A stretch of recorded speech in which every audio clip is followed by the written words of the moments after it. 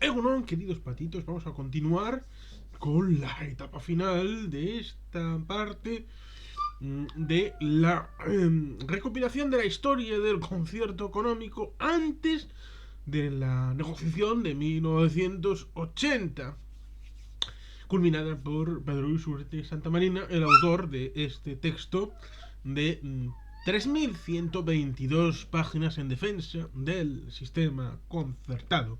Vamos, por tanto, con la quinta etapa, consagración formal del concierto, el reconocimiento de los derechos históricos vascos, la Constitución Española de 1978. Quien llora, Donosti, es Nesca y alguna vez ha aparecido en el canal. Pero continuamos.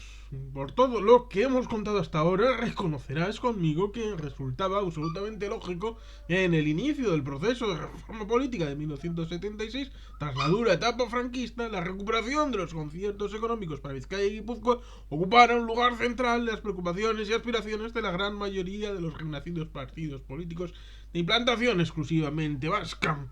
De ello se dedujo una intensa serie de acciones y negociaciones, unas concluidas con éxito y otras con el más rotundo de los fracasos, que finalmente concluyeron en la redacción de una fórmula constitucional minimizada por unos, aclamada por otros, aceptada a regañadientes por los más y menospreciada por una significativa minoría, que constituye el núcleo fundamental de este capítulo. Confío en que sea interesante para ti. 7.1. Los intentos para recuperar el concierto antes de la aprobación de la nueva Constitución. Gracias a la insistente presión de distintas instancias, instituciones y personas, se consiguió por fin, como te hemos apuntado en el capítulo anterior, la derogación del decreto ley franquista que abolió los conciertos económicos para Vizcaya y Guipúzcoa, pero, como ya sabes, ello no supuso la recuperación automática del régimen primitivo foral.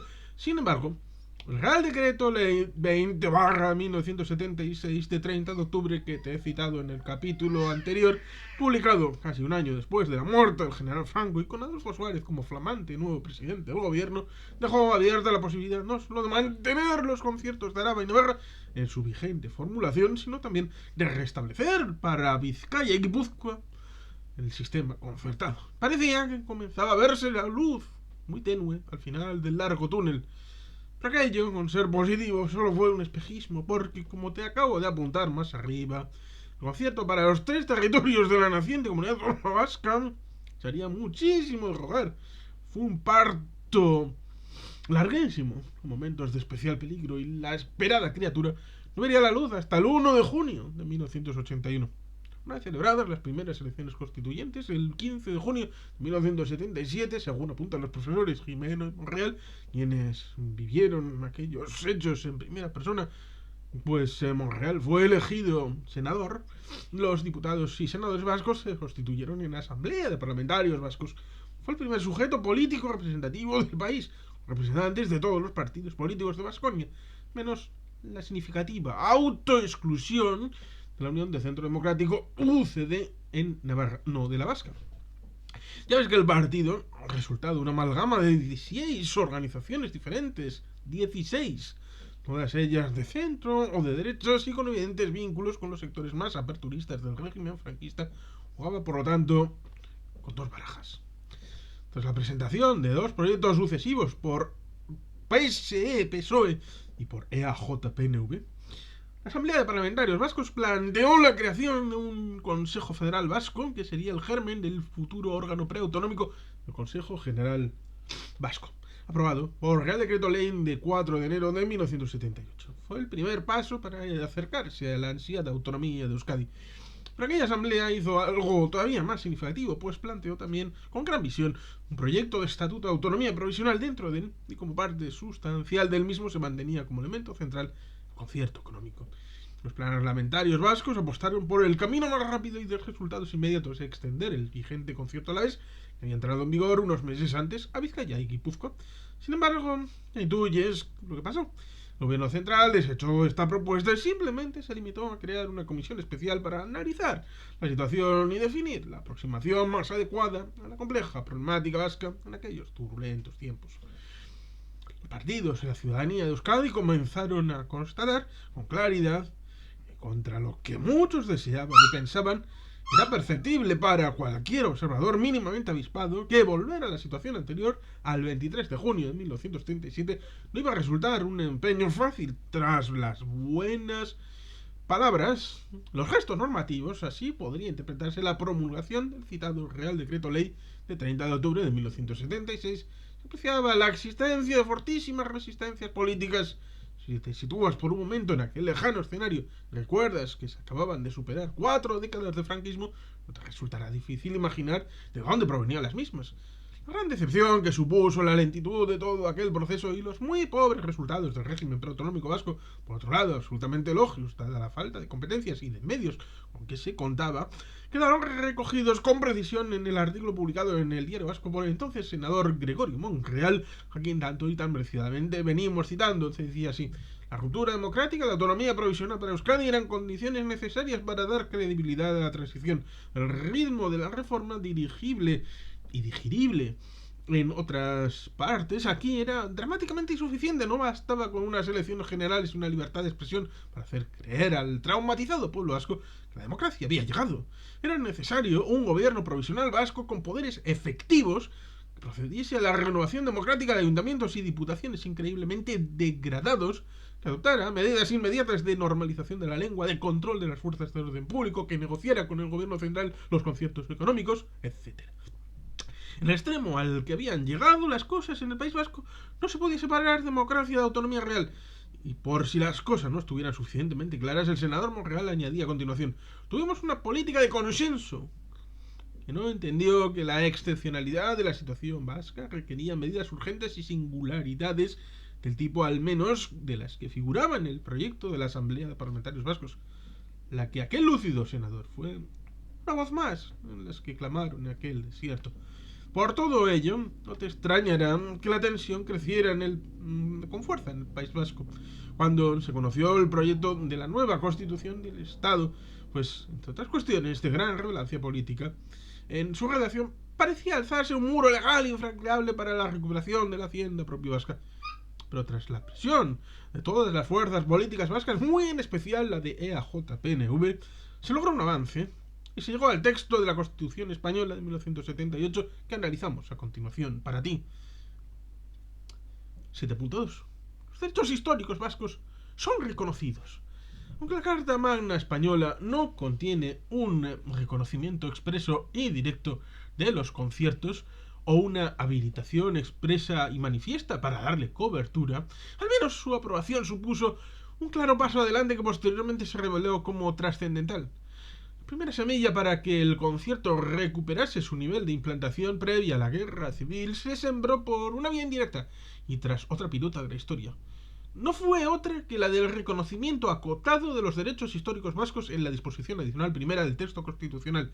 Pues se trata de una cuestión trascendental y que, como verás enseguida, todavía colea. Te ruego que nos permitas contártela con cierto detalle.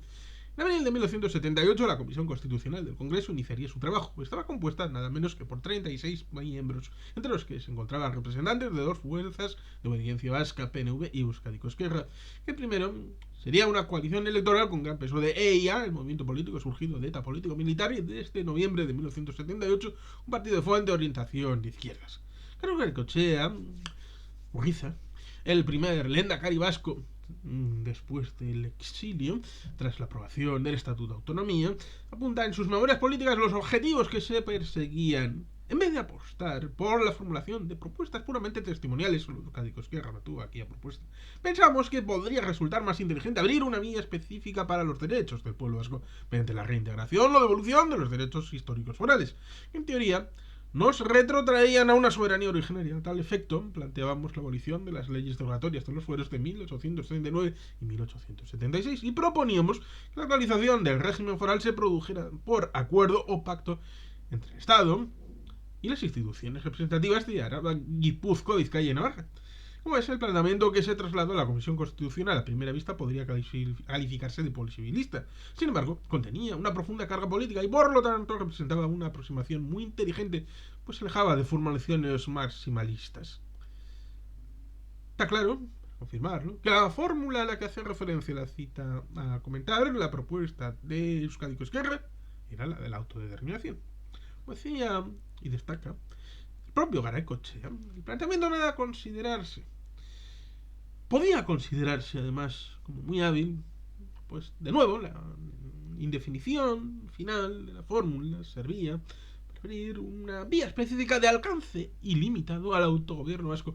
Encontraba también una legitimación específica en los antecedentes históricos. Su propia indefinición podía vencer la refractariedad de los sectores más reaccionarios del Estado y no planteaba una generalización de aquella especie de cuña confederal para todo el Estado. Pero enseguida vas a ver confirmado aquella ambiciosa propuesta no salió como deseaba el PNV, aunque la cuestión foral fue planteada a fondo en la Comisión Constitucional. Tras un gran debate y notables tensiones entre los miembros de la citada comisión, la formulación que había planteado el PNV quedó esbozada en la disposición adicional primera de la Carta Magna Nueva. El texto quedó redactado finalmente así: la Constitución ampara y respeta los derechos históricos de los territorios forales. La actualización general de dicho régimen foral se llevará a cabo, en su caso, en el marco de la Constitución y los estatutos de autonomía. Estas 4 líneas te han podido parecer una declaración sin demasiado contenido, algo ambigua, y por ello a lo mejor las has considerado como fácil, por pensar que era algo trivial. Pues bien, nada de eso. Llegar a redactar esas 38 palabras requirió de un trabajo ímprobo de los constituyentes, pues resultaba prácticamente imposible aunar las distintas posiciones políticas existentes. Al final, el reconocimiento de los derechos históricos con esta confusa fórmula formó parte del texto constitucional y como tal fue aprobado por la amplísima mayoría de las Cortes Generales por referéndum del pueblo español. Aunque te parezca sorprendente lo que te voy a decir, no fue aprobada mayoritariamente por los votantes vascos. Y es que, como te explicaremos seguidamente a continuación, no se había calzado un texto de claridad y rotundidad de la que aspiraba el Partido Nacionalista Vasco y secundariamente también Euskadi Ezkerra.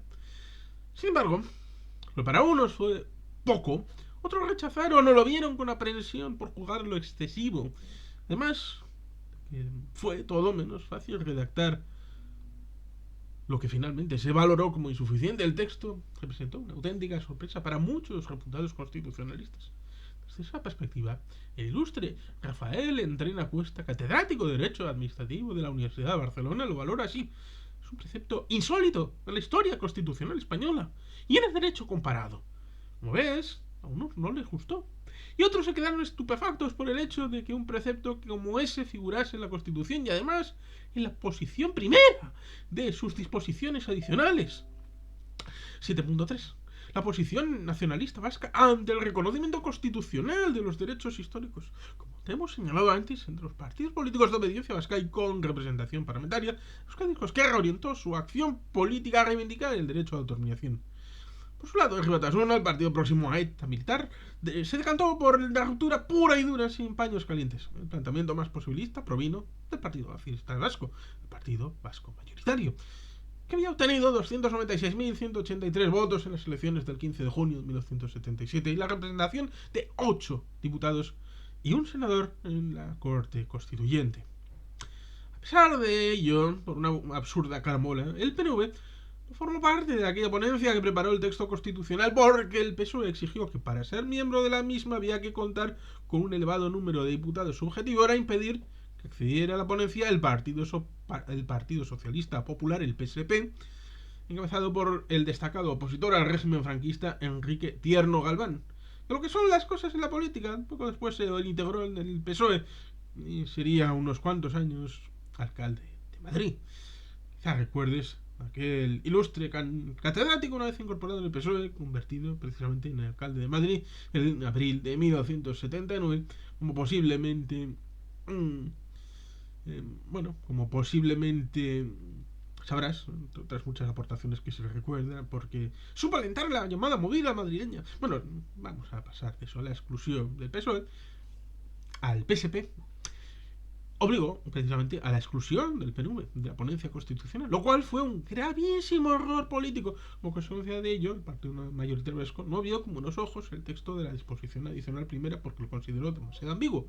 Tuvo que aceptar, sin embargo, que el mero reconocimiento que existían determinados derechos históricos y que los mismos se relacionasen con los territorios forales, aunque ni uno ni otro quedara precisado, suponían un significativo paso adelante. Esta valoración resultaba aún más clara si se comparaba con lo que había hasta entonces en el pasado. y con el contenido de otras y cada una de las constituciones españolas anteriores. Además, esa convicción fue compatible con otra adicional, también de distinto signo negativo, pues este partido y con otros con presencia exclusiva en Euskadi consideraron el precepto se quedaba corto y por lo tanto no cubría las aspiraciones de la mayoría de los habitantes de Baskonia. El resto de los grupos políticos, en especial los mayoritarios de obediencia estatal, aceptaban la nueva disposición adicional, mientras que en el otro extremo, alguno muy minoritario consideraba que se había ido demasiado lejos. El descontento por el tratamiento de que se había dado a la cuestión de los derechos históricos en el texto constitucional fue claramente mayoritario en Euskadi. Como reflejo de ello, el Partido Nacionalista Vasco, no sin fuertes tensiones internas entre el máximo órgano ejecutivo de este partido, el Euskadi Buru Batzar, EBB, entonces presidido aún entre 1977 y 1980 por Carlos Garaikoetxea, los dos portavoces de su grupo parlamentario, el del Congreso de los Diputados, Xavier Arzallus, y el del Senado, Michel Unzueta, se inclinaron por defender una postura de abstención en el referéndum constitucional. La izquierda abertzale, por razones muy diferentes, se inclinaría por el voto negativo. Simplemente para tu conocimiento y como curiosidad histórica, dado lo significativo de la cuestión, te ofrezco, dice Pedro Luis Uriarte, las visiones de lo que ocurrió en aquella compleja negociación entre las dos personas que jugaron papeles muy destacados en la misma, Carlos Garaikoetxea y Xavier Arzallus. Adelanta que son poco coincidentes y en algún caso contrapuestas en un largo texto que asegura que merece la pena leerlos. En sus memorias políticas tituladas Euskadi y la transición inacabada, Carlos Garaikoetxea dice lo siguiente: la batalla dialéctica en la Comisión Constitucional fue dura, como cabía esperar, y Arzallus le llamó por teléfono para explicarle que el clima era insoportable y que no veía más remedio que aceptar la contrapropuesta que se nos hacía. Yo le dije ver que debíamos mantener nuestra postura, así decidida por el partido, y de pronto algo le mosqueó. Arzallus, incómodo con la discusión, me decía en medio de sus argumentos en favor de la aceptación de la contrapropuesta del partido de gobierno: no sé si me agotan las monedas de este teléfono público. Tal y como me temía, el teléfono se cortó más que sospechosamente, siguiendo los designios de mi incómodo comunicante, y después me hizo saber que había cedido, aceptando la fórmula de nuestros oponentes. Nuestro enfado fue monumental. La ejecutiva del partido resolvió que en el pleno del Congreso el partido rectificara, el resto de su portavoz, su postura manteniendo nuestros principios y en caso de no ser aceptados, votando en contra del texto de la Comisión Constitucional. Incluso en una reunión de cargos del partido celebrada poco después en Guernica, un viejo militante y antiguo capitán de Gudaris, José Estornés Lassa, pidió por ello la dimisión de Arzallus. Yo mismo le defendí, como pude, ante tal exigencia, explicando piadosamente las difíciles peripecias del debate en Madrid. Más tarde en el pleno, Arzallus rectificó su postura y tal y como se le había requerido. Cuando la discusión llegó al Senado, la dirección del partido quiso curarse en salud y me pidió que permaneciera en Madrid mientras el debate se producía en la Cámara Alta. En este caso, preocupaba aún más la postura del portavoz Unzueta, cuya fama de hombre poco amigo de confrontaciones y actitudes reivindicativas hacía temer una reedición de lo sucedido en la Comisión Constitucional del Congreso. Alguien debió explicar la razón de presencia en el Senado, los representantes del gobierno y sus parlamentarios afectos, porque cuando se aproximó el momento de discutir la famosa enmienda foral, cayó sobre mí una tumbamulta de senadores, entre ellos los de designación real, empujados por el vicepresidente del gobierno y evidente animador de aquel acoso, Fernando Abril Martorell. Arrinconaron materialmente contra la pared de uno de sus salones y me instaron con toda clase de argumentos, mitad persuasivos, mitad intimidatorios, a aceptar la propuesta. Ante mi negativa, hubo senadores que improvisaban propuestas transaccionales sobre la marcha.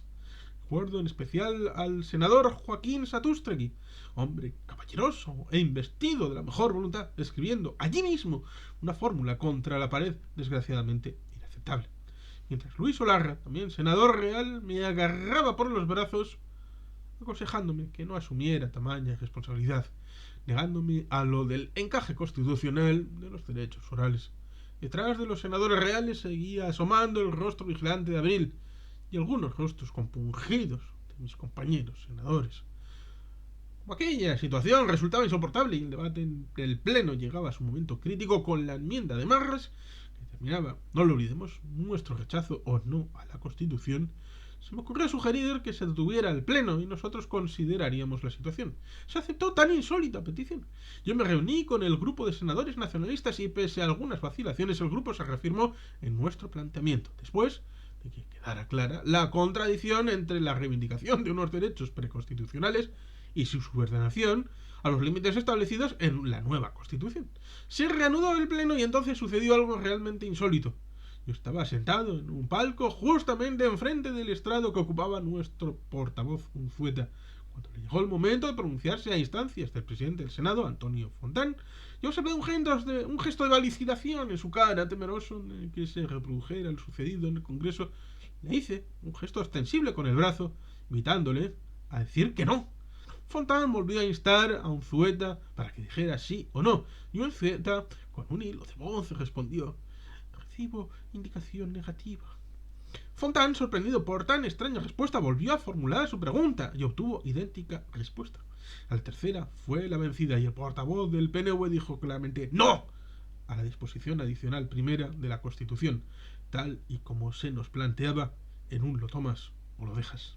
Hasta aquí la versión de Carlos Garaikoetxea sobre el desarrollo de aquellos trascendentales acontecimientos que refleja claramente que no todos en el PNV estaban de acuerdo con lo que se pretendía rechazar.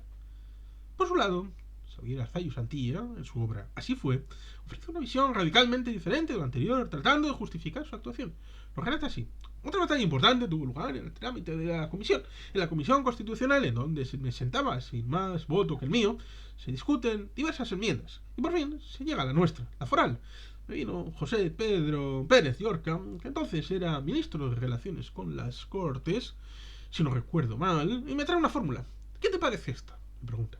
No me vale, por esto y lo otro, le respondo. Y me dice: pues tú verás, porque todos están de acuerdo en aceptarla. Si no la aceptes, no hay alternativa. Tu enmienda decae y desaparece. Y la verdad es que no sé por qué le hice una propuesta absurda. Y sí, yo digo sí a esta enmienda porque algo tiene, pero a cambio vosotros aceptáis que la nuestra no decaiga, sino que siga viva durante todo el tracto constitucional en el Congreso y el Senado. Me dice que de acuerdo. No tenía sentido, pero así fue. Y figura en las actas del Congreso. Este episodio tuvo una consecuencia interna desagradable. Garaikoetxea alude una y otra vez a que yo claudiqué y desobedecí aceptando esa fórmula. Y lo seguirá diciendo aunque se le demuestre lo contrario. Sin embargo, yo sigo considerándola mi mejor jugada política. Y cualquiera menos Garaikoetxea puede confirmarlo leyendo mi explicación de voto en las actas del Congreso. Porque yo conseguí, como dije, la cuadratura del círculo, aceptar la fórmula transaccional y seguir defendiendo la nuestra, como lo hicimos hasta concluir el pleno del Senado, que nadie me puede negar. Con lo cual, seguimos todos los trámites hasta que en dicho pleno se rechazó nuestra enmienda y abandonamos la sala. Sin embargo, lo que quedó en la Constitución, la disposición adicional primera, fue muy valioso porque reconoce que antes de la propia Constitución nuestros territorios ya tenían unos derechos políticos adquiridos. Hoy es el día en que los de Madrid se lamentan amargamente de haber colado en la Constitución la adicional vasca, que todavía sigue vigente y a la que, como he dicho, hoy apelan otros, constituyendo un grave problema político. Hasta aquí la versión de Arzalluz sobre aquellos hechos. Muy distinto, como has visto, a la de Garaikoetxea. Ahora le toca a Pedro Luis Uriarte Santamarina, perspicaz lector, lectora, y a ti también, elegir la que te resulte más creíble. Como Pedro Luis conoce a los dos protagonistas de estos acontecimientos, no tiene duda de quién refleja mejor lo que ocurrió y quién incurre en algún lapsus de memoria. Quizá el Navarro. Se refiere al Navarro. Pero, como no quiere influirte, Garaikoetxea, y esta cuestión no es relevante en los efectos de esta obra, no lo va a decir. En cualquier caso, habrás observado que este fue un tema que desparramó pasiones, dada su indudable trascendencia política en el seno del PNV. También las originó en otros partidos políticos y en la propia sociedad vasca.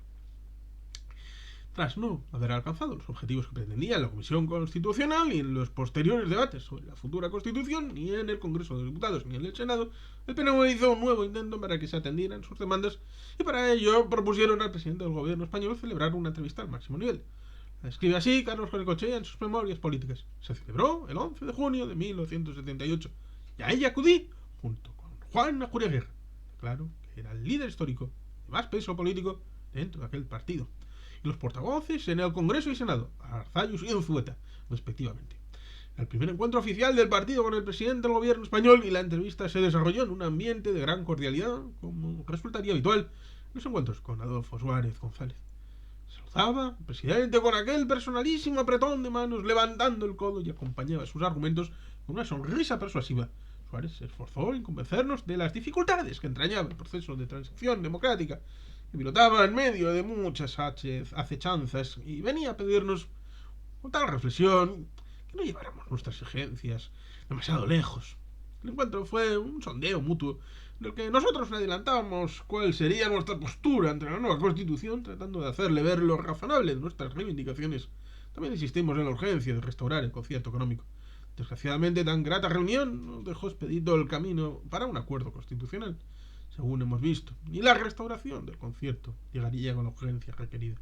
Como puedes ver, la no aceptación del texto de la disposición adicional primera de la nueva Carta Magna fue una ocasión histórica perdida para resolver definitivamente una cuestión que venía de los acontecimientos que ya conoces por los capítulos anteriores.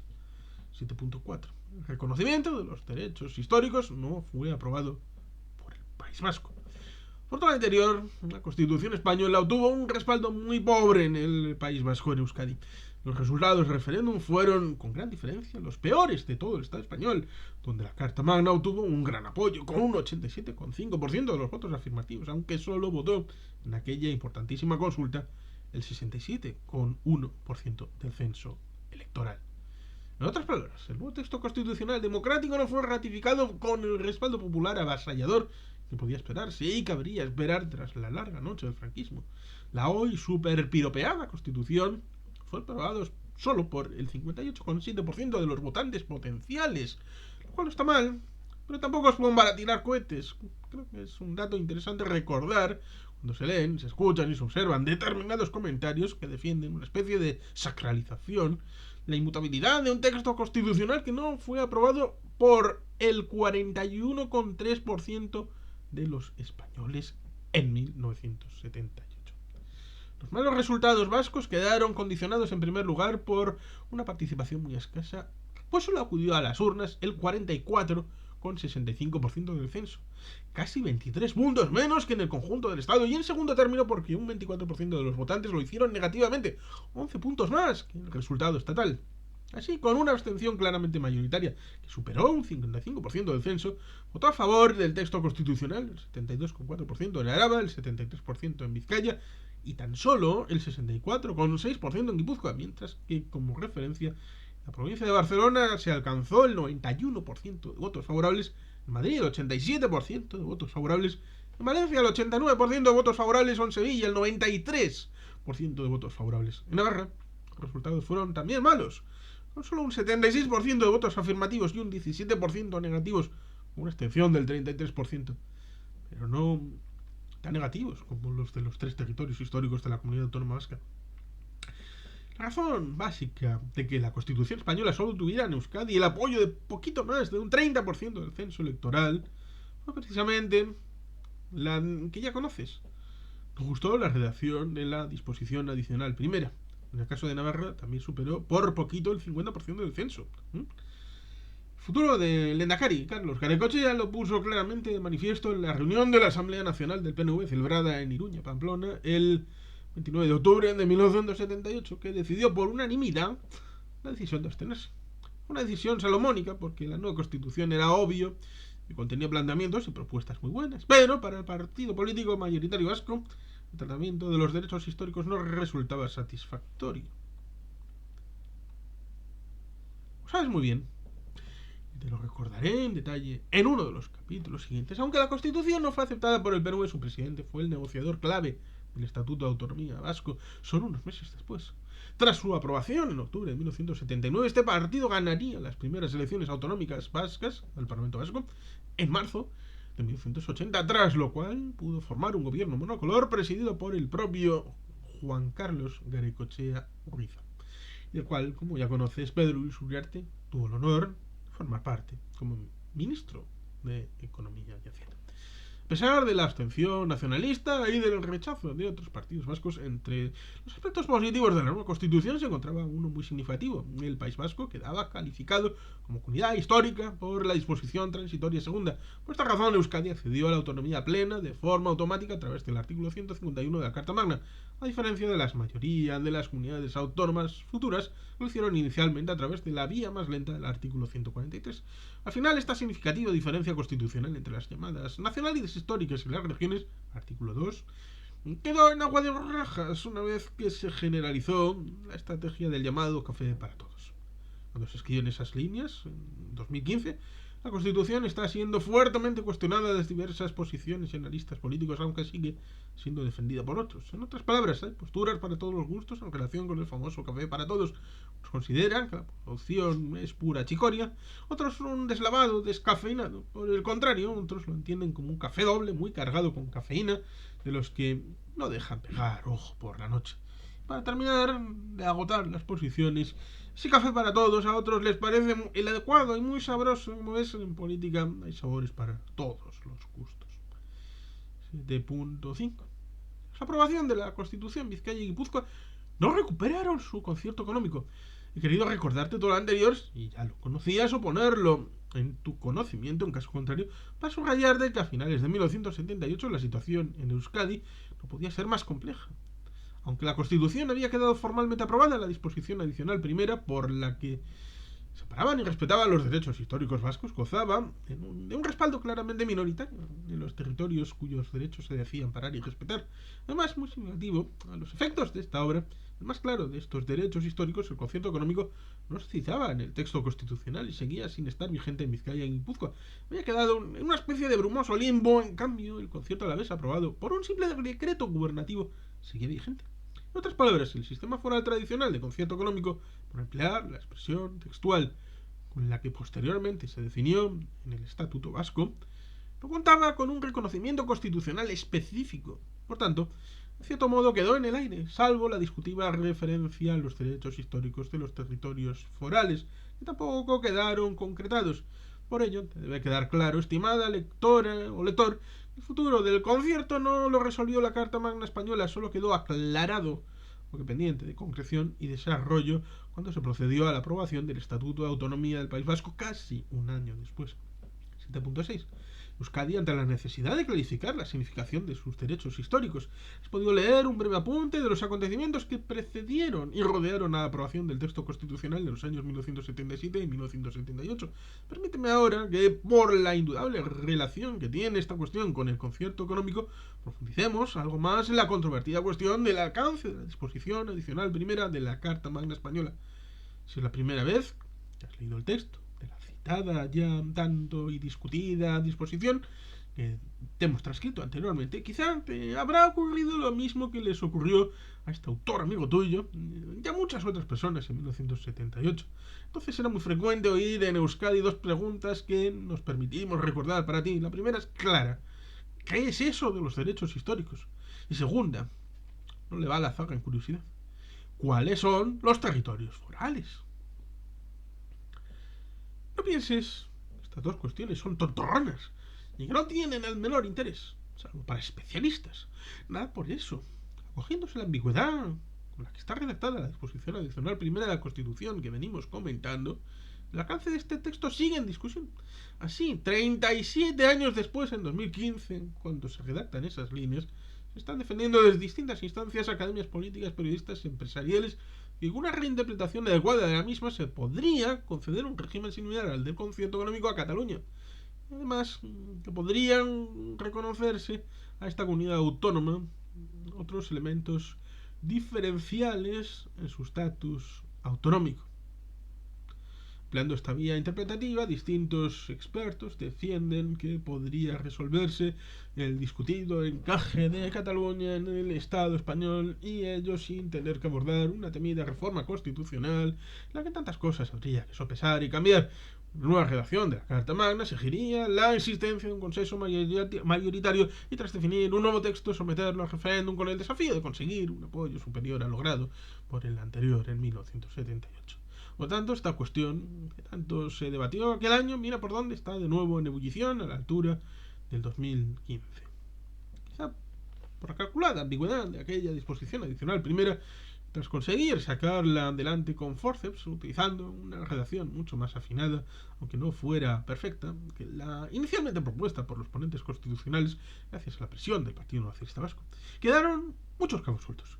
Por citar uno muy significativo, en el momento de la aprobación de la Constitución española, en otoño de 1978, se desconocía si tales derechos históricos permitirían la recuperación o implantación en Baskonia de instituciones propias.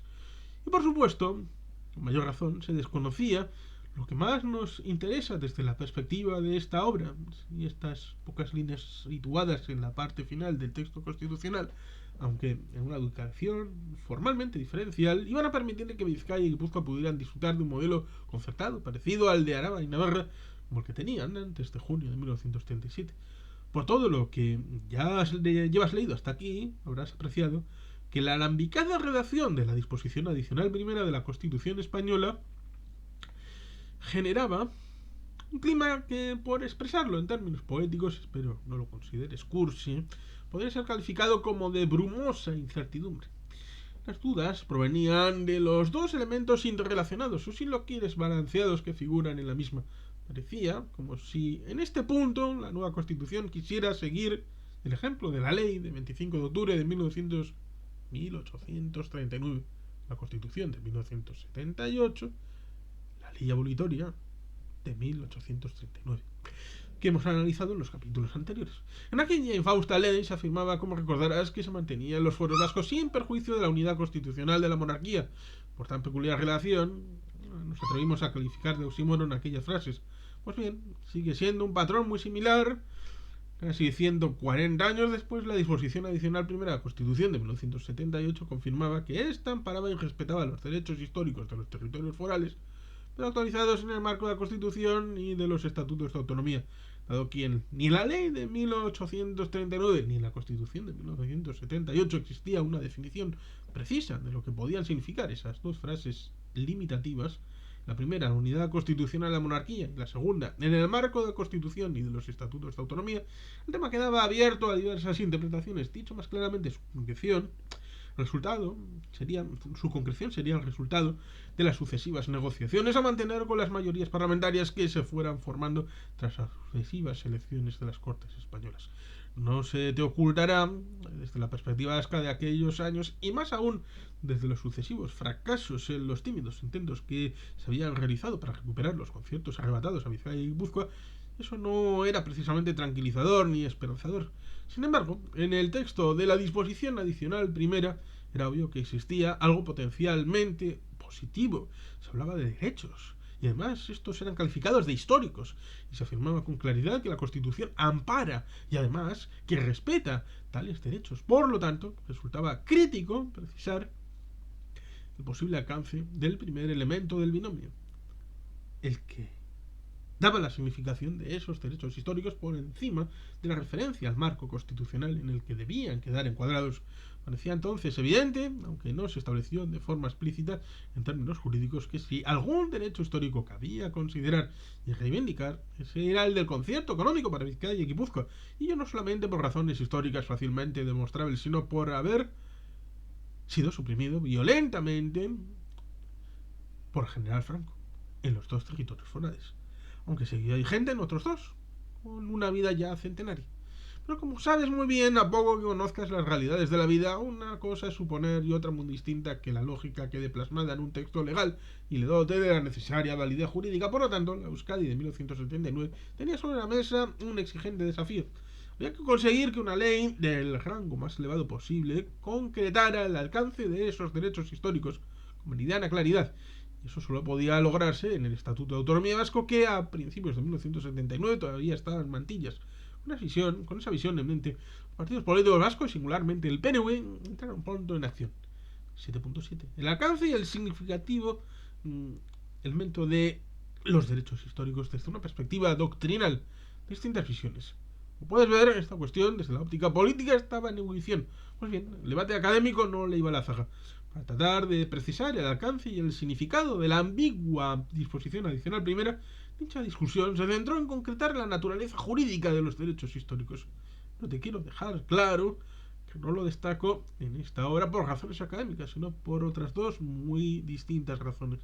En primer lugar, por su trascendencia política, pues esta cuestión fue clave de cara a la definición del alcance del Estatuto de Gernika y puede ser, de nuevo, esencial ante futuras reformas del actual texto estatutario del País Vasco, el único al que no se le ha cambiado ni una sola coma desde 1979. Y en segundo lugar, porque esta sensible cuestión, en una u otra formulación, puede afectar al propio concierto. Como corolario, ya que el intenso debate doctrinal sobre el alcance que podrían llegar a tener los derechos históricos vascos, que se desarrolló en los años posteriores a la aprobación de la Carta Magna, se formularon al menos 4 tesis. Las resumo con brevedad a continuación, simplemente para que tengas un conocimiento suficiente de la materia, y si es de las que merecen tu interés, para que te puedas inclinar por lo que te parezca más fundamentada siempre desde las dos perspectivas anteriores: Estatuto de Autonomía y concierto económico. La primera de las posiciones fue defendida por un conjunto de juristas muy competentes encabezado por el conocido catedrático de Derecho Administrativo de la Universidad Complutense, Tomás Ramón Fernández. Planteaba una clara diferenciación entre derechos históricos y fueros, a pesar de una evidente interrelación entre ambos conceptos, y ponía el acento en la capacidad de evolución, transformación y adaptación de la foralidad. La segunda tesis, que defendía una identificación al menos moderada y con sus propios matices entre fueros y derechos históricos, fue seguida por otro grupo de muy destacados juristas, entre los que cabe citar al ponente constitucional Miguel Herrero y Rodríguez de Miñón, al que nos vamos a referir más adelante, y con el que coincidirán Bartolomé Clavero, Juan Porres Azcona, Xavier Caño, Santiago Larrazábal y otros significativos autores. Todos ellos valoraban los derechos históricos como una fórmula de reconocimiento de capacidad competencial, o si lo prefieres, de soberanía. Presentaba importantes similitudes con la del liberalismo fuerista vasco, al que hemos hecho referencia en algún capítulo anterior. Por su lado, otros autores, también muy reputados, como Francisco Javier Corcuera, Miguel Ángel García Herrera, defendieron una tercera posición, pues contemplaba esa disposición adicional primera de la Constitución como una concesión más bien simbólica, dispensada por los constituyentes como respuesta a las pretensiones del nacionalismo vasco. En otras palabras, un regalito sin demasiado valor, si lo prefieres, una mera declaración política, que en opinión de algún otro autor, lo poco que quedó tras el fiasco del nacionalismo vasco, pues fracasó en su intento de introducir una interpretación maximalista de los fueros en la Constitución. Finalmente, la cuarta tesis la podríamos tratar de localizar entre la copiosa, frondosa jurisprudencia del Tribunal Constitucional, quien guardó silencio inicialmente sobre tan controvertida cuestión, hasta que, como destacan los profesores Monreal y Jimeno, en 4 importantes sentencias de 1984, 1986, 1988 y 1993, el alto tribunal analizó este tema. Sin embargo, lo hizo con diferente enfoque en cada uno de los citados fallos. Por lo que, como apuntan estos dos expertos, en una cuestión clave como esta se pronunció en una línea zigzagueante. En otras palabras, en unos casos pareció aceptar la idea de la existencia de un fondo competencial adscrito a una institución, la de los fueros, que evoluciona con la sociedad, sobre la cual recae la garantía de la Constitución, y en otros casos se orientó a mantener las reglas competenciales generales y valorar la foralidad. Sorprendente, ¿no te parece? 7.8. Los derechos históricos en la visión de un gran experto constitucional. Entre las diferentes posiciones doctrinales que acabamos de apuntar, parece conveniente poner el acento en las tesis de Miguel Herrero y Rodríguez de Miñón. Lo hacemos por 2 razones. La primera, porque es la que más se convence a Pedro Luis Uriarte Santamarina, entre todas las formuladas por los expertos españoles que han estudiado el complejo tema de los derechos históricos. Aclara que no desea influirte, por lo que, como señalaba al principio, puedes sentirte libre para seguir la tesis que más correcta te parezca. La segunda es la verdaderamente importante, pues la personalidad, competencia y posición del doctor Herrero y Rodríguez de Miñón es de alta estima. entre el gran jurista y político español, uno de los 7 miembros de la ponencia que redactó la Constitución española. Además de ello, fue portavoz en el Congreso de los Diputados, candidato a la presidencia de la Alianza Popular, partido del que nació el actual PP, miembro muy señalado de la Real Academia de Ciencias Morales y Políticas y autor de muy destacadas y profundas publicaciones sobre cuestiones jurídicas, constitucionales y políticas. Trata, por tanto, de una gran personalidad. Además, como ya habrás deducido de todo lo anterior, no puede ser calificado de nacionalista vasco, aunque la Fundación Sabino Arana reconoció su obra con la concesión de su premio en 1998. Por ello entiendo que nos puede ofrecer una visión desideologizada de esta compleja cuestión que no te suene a que, si me permites una expresión coloquial, estoy remándolas con mi sardina.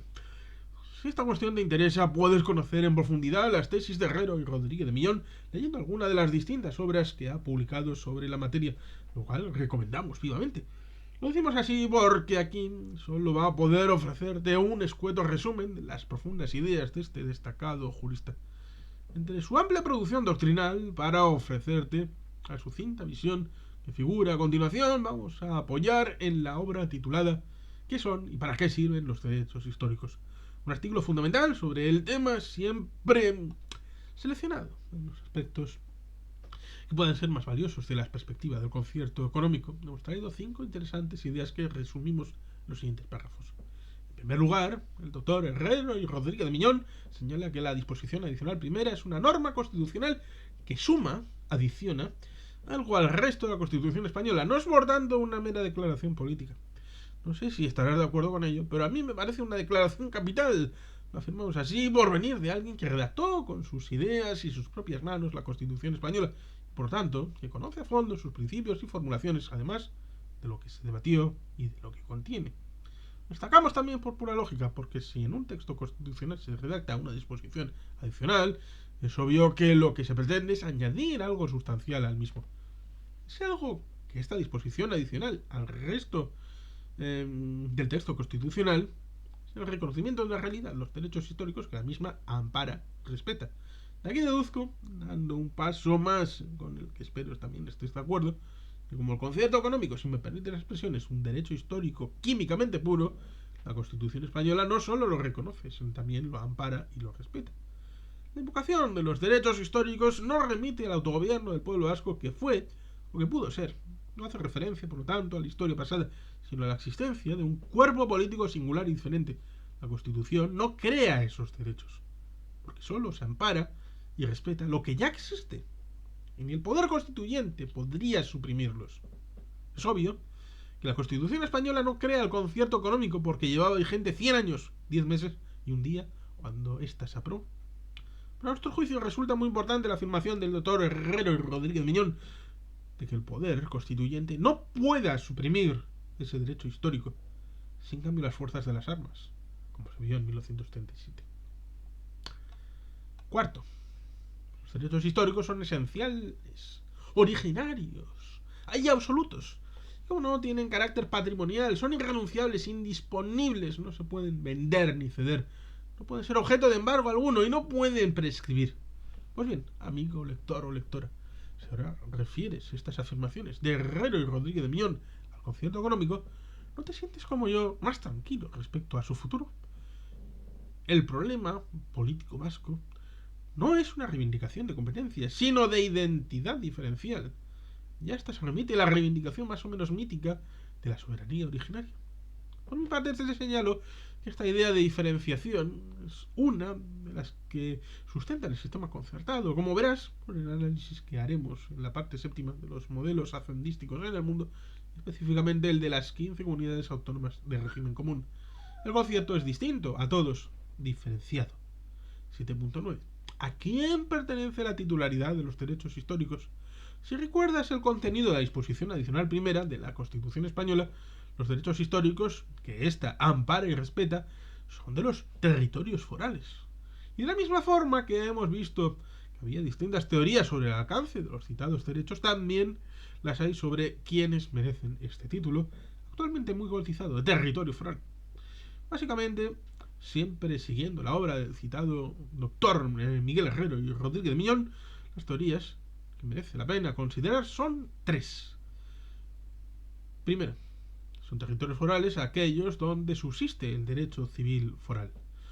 No se te ocultará la intencionalidad política de esta postura minimalista, pues implícitamente reduce los derechos históricos amparados y respetados por la Constitución al ámbito civil y administrativo. 2. El catedrático de Derecho Administrativo, al que citábamos más arriba, Tomás Ramón Fernández, define como titulares de los derechos históricos a Navarra, después reconocido formalmente como comunidad foral, y a Araba, Vizcaya y Guipúzcoa, formalmente integradas como territorios históricos en la comunidad autónoma del País Vasco. Tercero, finalmente, el propio Herrero y Rodríguez de Miñón defiende que a los 4 titulares anteriores, cuya condición de territorios forales también reconoce, es preciso añadir un quinto, la propia Euskadi. Esta tesis fue oficializada en la sentencia 76/1988 de 26 de abril. Qué casualidad, el día del bombardeo de Guernica y de la explosión de Chernobyl, del Tribunal Constitucional sobre un recurso de inconstitucionalidad presentado por 54 senadores contra determinados artículos de la Ley 27/1983 de 25 de noviembre, aprobada por el Parlamento Vasco y conocida como Ley de Territorios Históricos, y rechazó el máximo tribunal. Personalmente estoy de acuerdo con esta última tesis y por ello me apoyaré en ella para defender que, de la misma forma que hay que aceptar que la titularidad de las competencias tributarias es de los 3 territorios históricos que integran la Comunidad Autónoma Vasca, según define el concierto de 1981, hay que profundizar más en las normas de armonización y coordinación y colaboración fiscal que corresponden al Parlamento Vasco de acuerdo con lo establecido en el Estatuto de Autonomía Vasco y en el propio concierto, y en una norma que se hizo ley en 1990 que no viene al caso. Pero por encima de posiciones académicas, esta cuestión sobre quiénes son los territorios forales, titulares de los derechos históricos, tiene todavía hoy, dice en el año 2015, una gran trascendencia política. Por primera vez que se topó con ella, no ocultan Luis Uriarte, que le parece algo trivial y del pasado, quizá a ti te haya ocurrido lo mismo. Pues bien, no es así, sino que es de rigurosa actualidad, como anticipamos anteriormente, porque está relacionada con el complejo y tenso contencioso que en 2015 estaba en ebullición, estaría 2 años después, 2017, para desinflamar, hasta el momento en el que estamos, 2023, donde parece que a nadie le importa ya. Cuando escribimos estas líneas, dice Pedro Luis, en 2015, mantiene Cataluña con el Estado en el cual se adivinan 2 posturas contrapuestas. Por un lado, se defiende que Cataluña debe ser un Estado independiente y por el otro, que Cataluña debe seguir siendo una comunidad autónoma de España. Entre ambas, despunta una tercera hipótesis que con distintos matices defendería una postura intermedia, que Cataluña debe gozar dentro del Estado español de un estatus diferencial apoyado en lo que representa la disposición adicional primera de la Constitución. Pues siempre, desde esta concepción, la actual comunidad autónoma catalana puede ser también definida como un territorio foral. Como pretendemos tocar el tema con tu permiso más adelante, en esta obra no nos vamos a extender más en este espinoso asunto. 7.10. La derogación, más de un siglo después, de leyes muy negativas. No te quiero aburrir más con este tema que he tratado de desarrollar para ti en este capítulo y no sé si te habrá interesado, pero al que he querido prestar atención especial por su profunda relación con el concierto actual. Espero que te haya gustado, aunque al menos no hayas situado entre lo aburrido y lo soporífero la visión que te haya podido ofrecer en análisis que he tratado de realizar la disposición adicional primera de la Constitución española y de las cuestiones relacionadas con la misma, muy en especial el amparo formal que ofrece el concierto económico. Añado otra información más que espero te guste tanto como a mí, dice Pedro Luis, y también a mí, el que suscribe. Se trata de un precepto poco conocido, lo cual no deja de ser sorprendente, recogido en el segundo punto de la disposición derogatoria de la propia Constitución española de 1978. Dice así, con una redacción realmente peculiar en su comienzo: en tanto en cuanto pudiera conservar alguna vigencia, se considera definitivamente derogada la Ley del 25 de octubre de 1839, lo que pudiera afectar a las comunidades, provincias de Álava, Guipúzcoa y Vizcaya. los mismos términos se considerará definitivamente derogada la ley 21 de julio de 1876. ¿Me recuerdas? Aquellas dos leyes acabaron con el régimen foral, fruto del vacío que se creó tras su promulgación y de la prudente imposición con mano de hierro de Cánovas del Castillo, los tres territorios vascos ocupados militarmente. Nació el primero de los conciertos económicos el 28 de febrero de 1878. Pues bien, aquellas dos nefandas disposiciones pasaron a mejor vida el 28 de diciembre de 1978, tras aprobarse la nueva Carta Magna, en tanto en cuanto pudieran conservar alguna vigencia. Merecidos se lo tenían. No sé qué opinarás, pero personalmente considero que si se derogaron dos leyes que restringieron o anularon los derechos históricos que disfrutaba el País Vasco hasta 1839, uno de ellos quedará fuertemente potenciado. Pues la actual legitimidad constitucional y estatutaria une la histórica sin restricciones formales de ningún tipo. Es decir, técnicamente, la restauración foral plena que hablamos en otro apartado anteriormente. ¿Adivinas, querido lector o lectora, a qué derecho histórico me estoy refiriendo? Al concierto económico. Sexta etapa. El despliegue del concierto económico en el Estatuto de Autonomía de 1979. ¿Qué tal vas, estimada lectora o lector? ¿Te está interesando lo que vengo explicando? Quizá esté abusando de tu paciencia al resultarte demasiado descriptivo o prolijo. Si es así, discúlpame y seré benevolente con tu amigo, aquí el autor. Piensa que estoy describiendo algo sobre el que vivió con intensidad y sintió profundamente. En cualquier caso, espera que no decaiga tu ánimo y sigas dándole duro a los pedales para adentrarte. Las páginas que siguen, estas hacen referencia a realidades más próximas que quizá incluso hayas vivido o conocido, y puede que por ello te resulte más interesante. 8.1. Aproximación al concierto tras la aprobación de la Constitución, independientemente del debate doctrinal sobre los derechos históricos que te acabo de resumir, posteriores al Estatuto de Gernika, algunos de los partidos políticos vascos partieron de la premisa de que como el concierto económico era y es el más importante y significativo de todos los derechos históricos, había que hacer uso de la posibilidad que habría la disposición adicional primera para recuperar los de Vizcaya y Guipúzcoa, pero desde luego no estaba claro ni cómo conseguirlo. Tras años de esfuerzos que se habían revelado como infructuosos, ni qué modelo de concierto adoptar. Por un lado, se percibía la existencia de una corriente de opinión muy fuerte que se inclinaba simple y llanamente por extender el que se había aprobado para Araba a finales de 1976, que, como recordarás, en su parte tributaria era copia del Convenio Navarro. Los otros dos territorios hermanos. Por otro, sin embargo, se aspiraba a lograr algo todavía mejor, con mayor contenido y profundidad, desde la convicción de que al nuevo régimen autonómico debía corresponderle algo muy superior a lo que se había venido reconociendo a una diputación provincial. Hubo que esperar el debate estatutario para que el camino quedara perfilado.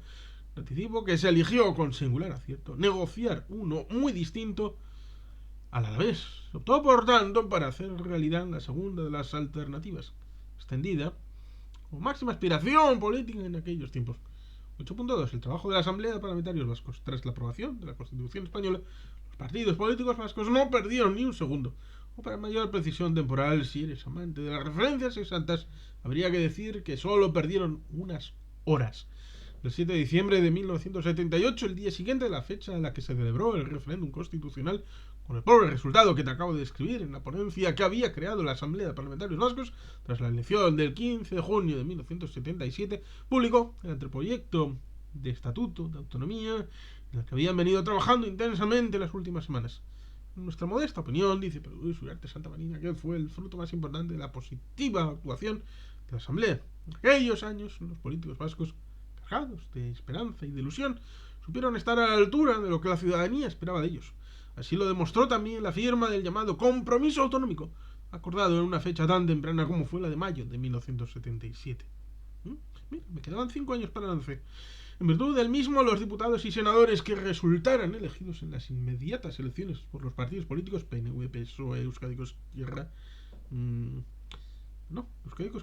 Euskadiko Socialista, Elkarte y Narra, ESEI, que es antecedente de Euskadi Ezkerra, Partido Comunista de Euskadi, Democracia Cristiana Vasca y Acción Nacionalista Vasca, ANV.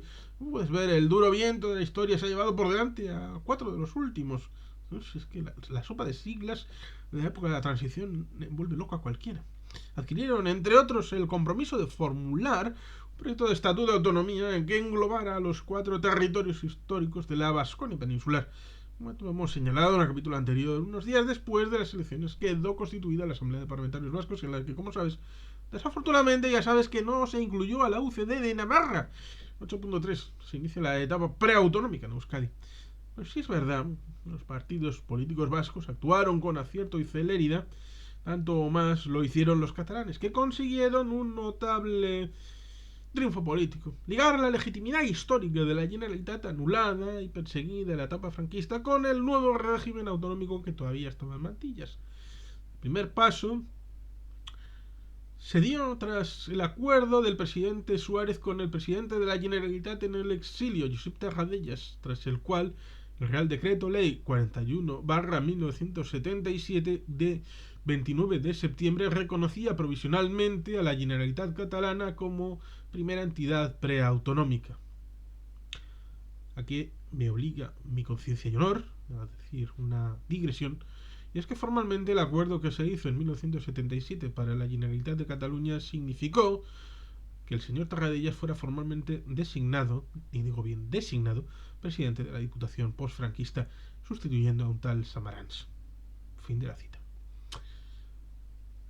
Aquello supuso un aldabonazo para los partidos vascos. Había que espabilar, porque Cataluña lograba así dar un gran primer paso.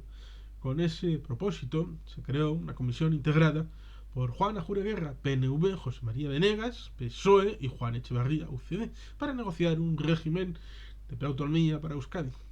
Tras completar unas duras negociaciones y no pocas tensiones, quedaba aprobado por Real Decreto Ley 1/1978 de 4 de enero. Podían incorporarse al mismo los 4 territorios de Vasconia. A partir de ese momento se contaba con una especie de gobierno provisional, el Consejo General Vasco, con medios muy limitados y sin competencias efectivas, y con la citada Asamblea de Parlamentarios Vascos, 2 pilares imprescindibles para acceder a la autonomía por una vía rápida, de acuerdo con el artículo 151.2 de la Constitución.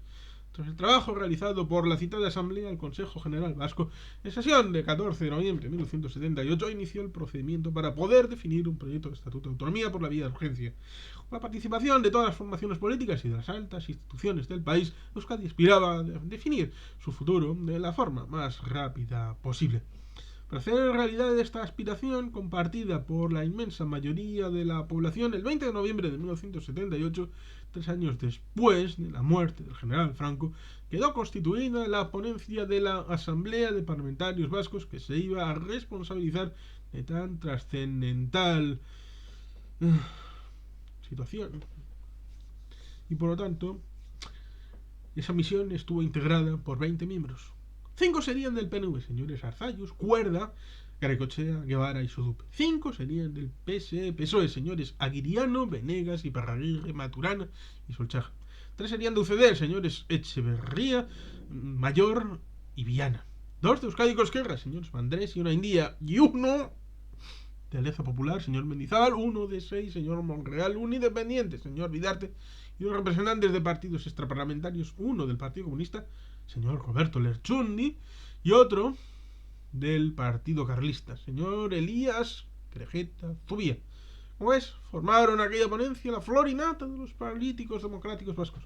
El objetivo que se marcó era, claro, definir urgentemente un texto estatutario para que, por aplicación de la disposición transitoria sexta de la Constitución, fuera analizado en primer lugar por la Comisión Constitucional del Congreso de los Diputados. El empeño no era sencillo, porque los partidos catalanes, con el reconocimiento temprano de la Generalitat, como hemos apuntado, iba mucho más adelantado en la redacción del llamado Estatuto de Sau.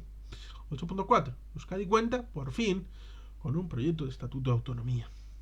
Es analizar las numerosas propuestas recibidas procedentes de distintos partidos políticos, instituciones y entidades. El 28 de noviembre se obtuvo un primer anteproyecto, el 22 de diciembre un segundo y el 23 de diciembre, en sesión celebrada en la Diputación Foral de Guipúzcoa, se aprobó el proyecto definitivo de Estatuto de Autonomía del País Vasco por 28 votos a favor, 1 en contra y 1 abstención. La ponencia había completado su trabajo en poco más de 4 semanas.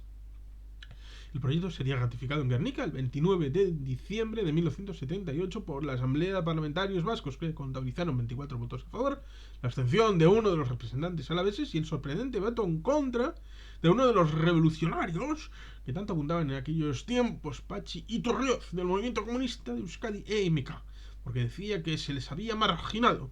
Se trataba de un minúsculo partido de ideología inicial trotskista y posteriormente maoísta, que a pesar de su tamaño seguía fielmente a la máxima de mucho ruido y pocas nueces, pues era de los que siempre encabezaba cualquier tipo de alboroto, quizá pensando que las doctrinas del ucraniano Lev Davidovich Bronstein, a quien tal vez conocerás como León Trotsky, o las del chino Mao Zedong, eran las más adecuadas para la Euskadi de 1978. Duró solo unos añitos más y desapareció de la escena política fulminado por el viento de la historia en 1991. Según el conocido historiador Juan Pablo Fusi, este proyecto de estatuto era por todos los conceptos muy superior a los proyectos de la época republicana. Políticamente era un estatuto fruto del consenso de la casi totalidad de los partidos vascos, una imposición unilateral de uno de ellos, desde la derecha españolista, Alianza Popular, hasta la izquierda vasquista, Euskadi Ezkerra, los principales partidos vascos, PNV, PSOE, UCD, PC, SEI, participaron en la elaboración del texto.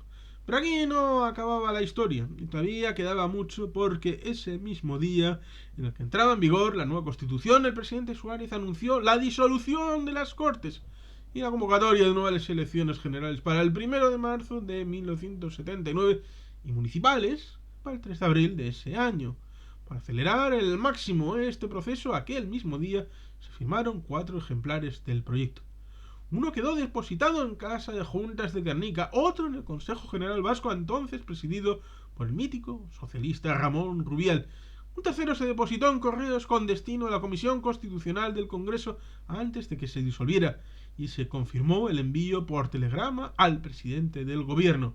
El cuarto sería el verdaderamente importante. Se hizo famoso por una curiosa historia que quizá desconozcas y por eso te ruego me permitas contarte. 8.5. El proyecto de estatuto llega el primero a la meta. Los parlamentarios vascos sabían que el proyecto catalán, el citado Estatuto de Sau, estaba a punto de salir del horno y que era crítico lograr presentar el primer proyecto de estatuto en la citada comisión.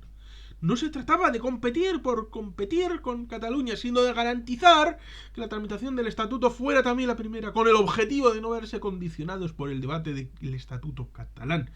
En determinados campos, y muy en especial el del reconocimiento y alcance del concierto económico para todos los territorios vascos, podía suponer un techo. Con este objetivo en mente, los parlamentarios vascos tuvieron una idea innovadora, brillante: alquilar una avioneta para llegar cuanto antes a Madrid. Dicho y hecho, el representante de UCD, Juan Echevarría Gangoiti, durante años famoso decano de la Facultad de Económicas de la Universidad del País Vasco y entonces miembro del partido que gobernaba España, despegó a las 4:30 de la tarde del destartalado aeropuerto de Solnica. En cuanto llegó a Madrid, se reunió con el senador del PNV, Federico Zavala, tomaron un taxi y se presentaron ante el presidente del Congreso de los Diputados, Fernando Álvarez de Miranda, quien estaba a punto de echar la persiana al Parlamento, cuya disolución se había anunciado ese mismo día. El proyecto de estatuto vasco se selló a las 7:12 de la tarde, 19 horas 12 minutos de la tarde de aquel 29 de diciembre de 1978. Fue providencial y una carrera de las que se dilucidan por photo finish, ya que a las 8:23, 1 hora y 11 minutos después, llegó el catalán. Además de la ventaja política que ello suponía, como acabamos de apuntar, al tramitarse, por tanto, y ser aprobado el primero, el hecho de que el Estatuto Vasco abriera el llamado Estatuto de las Autonomías tras ganar aquella especie de sprint estatutario, tuvo un segundo premio que puedes percibir todavía en el protocolo de todos los actos oficiales. Cuando se celebra un acto al que concurren las 17 comunidades autónomas, el lugar preeminente entre ellas corresponde siempre al representante vasco. Ya es, por tanto, que al menos en este caso, es verdad el dicho popular de a quien madruga, Dios le ayuda. Después de tantas derrotas militares que afectaron de una u otra manera al concierto, mira por dónde, una victoria aeronáutica favoreció al estatuto, donde se encuentra el ADN del actual modelo de concierto. Puedes deducir de la favorable acogida que tuvo aquel anteproyecto, como demuestra el resultado de la votación para su ratificación, que te ha apuntado más arriba. El PNV hizo muchos esfuerzos para conseguir el consenso de los partidos estatales representados en la Asamblea de Parlamentarios Vascos en torno al concierto, singularmente al Partido Socialista, lo cual, a poco que conozcas la política vasca de aquellos años, te deducirás, no fue fácil. Es que el tratamiento que daba al concierto aquel anteproyecto de estatuto era muy ambicioso y provocó serias reticencias en los socialistas. Porque el texto reconocía la existencia de las 4 haciendas forales y del general del País Vasco.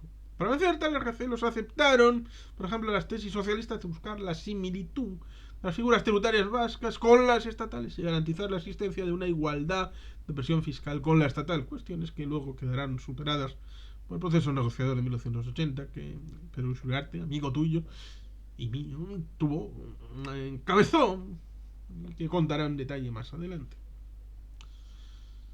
Puede suponer la ulterior negociación del proyecto de estatuto con el gobierno central resultó muy compleja, pues en ella el capítulo de Hacienda fue objeto de sensibles retoques y se introdujeron medidas cautelosas para coordinar las haciendas forales de la Hacienda Central. Como volveremos sobre ello en un capítulo posterior, no nos extendemos más.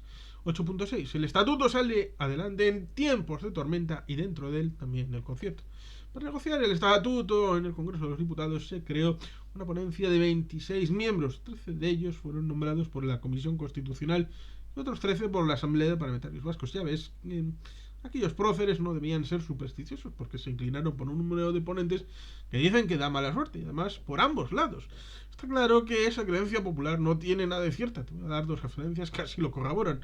Primera, el hecho incontestable de que este autor, amigo tuyo, dice Pedro Luis Uriarte Santa Marina, nació un 13 de febrero y ahora es deducido de sobra que es un tipo con suerte. Y segunda, y mucho más importante, que aquella ponencia de 13 más 13 miembros consiguió consensuar el texto final del estatuto. Para tu constancia, porque han pasado con todo merecimiento a la historia de Euskadi, los 13 miembros de la Comunidad Constitucional nombrados para integrarse en esta ponencia serían los siguientes: 3 de UCD, Alberto Liart, Sebastián Martín Retortillo y José María Gil Albert; 2 del PSOE, Alfonso Guerra; y ponente constitucional Gregorio Pérez Barba; 1 del Partido Socialista de Cataluña, Eduardo Martín Toal; otro del PSE, José María Benicas; 1 del Partido Socialista Unificado de Cataluña, PSUC, Jordi Soletura; otro de los ponentes constitucionales, 1 de Coalición Democrática, José María Arelza; otro del Partido Socialista de Andalucía, Miguel Ángel Arredondo; otro de Convergencia Democrática de Cataluña, Miquel Roca Junyent, también ponente constitucional; y la guinda del ultraderechista Blas Piñar, de Fuerza Nueva. Al otro lado de la mesa, en representación de la Asamblea de Parlamentarios Vascos, se sentarían 6 miembros del PNV: Michel Unzueta, Marcos Vizcaya, Federico Zavala, José Luis Iriarte, Juan Mario Llora y José Ángel Cuerda. A los que se unieron 3 del PSOE: José Antonio Maturana, José Antonio Aguiriano y Enrique Mújica Herzog; 3 de UCD: Jesús Chusviana, Marcelino Oreja, Alfredo Marco Tabar; y 1 de Euskadi Esquerra, José María Andrés. Pero por encima de este enfoque formal, creo que es necesario que conozcas que las verdaderas negociaciones, donde se debatieron y solventaron las cuestiones más candentes, se realizaron en el Palacio de la Moncloa entre el presidente Adolfo Suárez y el presidente del Consejo General del País Vasco, Juan Carlos Garaikoetxea Urriza. Unas semanas después, como constatación de que la cosa no iba a estar fácil, los partidos y la sociedad de Euskadi se sentían entre escandalizados y enfadados. Se había atravesado el Ecuador de 1979 y 6 meses después de la presentación de aquel proyecto de estatuto en el Congreso de los Diputados todavía no se había iniciado la tramitación. Y ello a pesar de que la Constitución establecía un plazo de 2 meses para la definición del proyecto que, una vez aprobado, debía de ser sometido al referéndum del pueblo vasco. Para complicar las cosas aún más, el Batasuna, como siempre jugando la contra y aprovechando aquel dilatorio tiempo muerto, presentó el 18 de febrero de 1979 su propio proyecto de Estatuto de Autonomía. La presentación de aquel onírico texto, que no tenía otro objetivo que desacreditar y minimizar la vía estatutaria. Entonces destacado parlamentario y uno de los líderes del partido vinculado a ETA militar, Francisco Letamendía Belzunce, declaraba a Egin lo siguiente: lo que estamos haciendo no es una lucha posibilista, es una lucha a medio plazo. Bueno, hay una lucha a largo plazo que es la independencia y el socialismo. En Euskadi, es verdad, va a haber sangre, sudor y lágrimas. Y el que no sea consciente es que no se da cuenta de la situación, pues que dándose cuenta de la situación está engañando al pueblo. El ahora respetable articulista y profesor universitario, en 2023 creo que ya emérito, de Tamendía, parecía saber de lo que hablaba con la última parte de su profecía. Porque efectivamente en los años siguientes tuvimos que soportar a raudales los profetizados, sangre, sudor y lágrimas. La misma línea acreditada, visión del futuro, otro líder de la combativa, Herri Batasuna de aquellos años, Txomin Ziluaga, manda más de Hasi, el partido de la vanguardia revolucionaria vasca, integrado como partido guía en el fantasmal coordinador abertzale socialista CAS, no la confundas con la conocida bebida, aunque sus escritos tendrían grandes dosis de limón que fabricaba ETA con su peculiar sistema. Declaraba lo siguiente al iniciarse por fin las negociaciones en el seno de la ponencia y sobre todo en la Moncloa. Las posibilidades de que salga el Estatuto de Gernika son casi nulas. Pasará por Euskadi dejando una ligera huella, de nuevo traumatizante. A medio plazo el estatuto surgido del Euskal Herriko Batzarre será el definitivo. ¿Cómo es la visión de futuro de aquel conspicuo batasunero? Pudo ser más acertada. Han pasado ya 35 dilatados años y el Estatuto de Gernika, aun con sus limitaciones e incumplimientos, ha dejado una profunda huella. Y el Estatuto de Herri Batasuna, como ha ocurrido con el 100% de sus propuestas estratégicas de aquel partido totalitario, nunca más se supo. Supongo que sus seguidores habrán guardado aquel fantasmal proyecto de estatuto en el baúl de los recuerdos que cantaba Karina, junto a la pregonada alternativa CAS, unas proclamas revolucionarias, la socialización del sufrimiento, la ponencia Oldarchen, y de 1922, y el cúmulo de sangre y lágrimas aportadas, desgraciadamente aportadas, a la sociedad vasca, junto con toneladas de sudor frío. Txomin Ziluaga, dicho sea en su honor, tuvo la valentía unos años después de pedir a ETA, a puerta cerrada, eso sí, que se tomara unas vacaciones tras el terrible y salvaje atentado de Hiperrejor, en el que particularmente yo, Juan Carlos Pérez Álvarez, tuve la posibilidad de perder a un posterior amigo de Martorell llamado Alberto Pleguezuelos Ginel. Por ello, la organización armada ordenó a Hasi en diciembre de 1987 que en su tercer congreso eliminase el cargo de secretario general. Sí, ocupaba Ziluaga, por lo que este se quedó, si me permites la expresión, con puesto y sin puesto. Pero el castigo no quedó ahí. Unos meses después, como premio a sus servicios, fue expulsado fulminantemente de aquel partido revolucionario. Pero tuvo suerte, porque no lo obcecaron con un tiro en la cabeza, como le ocurrió a la primera mujer dirigente de ETA militar, Dolores González Catarain Yoyes, el 10 de septiembre de 1986, en la feria de Ordizia, frente a su hijo. Su pecado fue haber abandonado esta organización en 1980 y haber regresado a vivir a Donostia el 11 de noviembre de 1985. Su reinserción fue considerada alta traición. Y aquel 10 de septiembre de 1986, vamos a volver a recordarlo, fue asesinada mientras paseaba con su hijo de 3 años en su localidad natal de Ordizia. Ejecutada y sin piedad. Por lo que luego Kubati hará...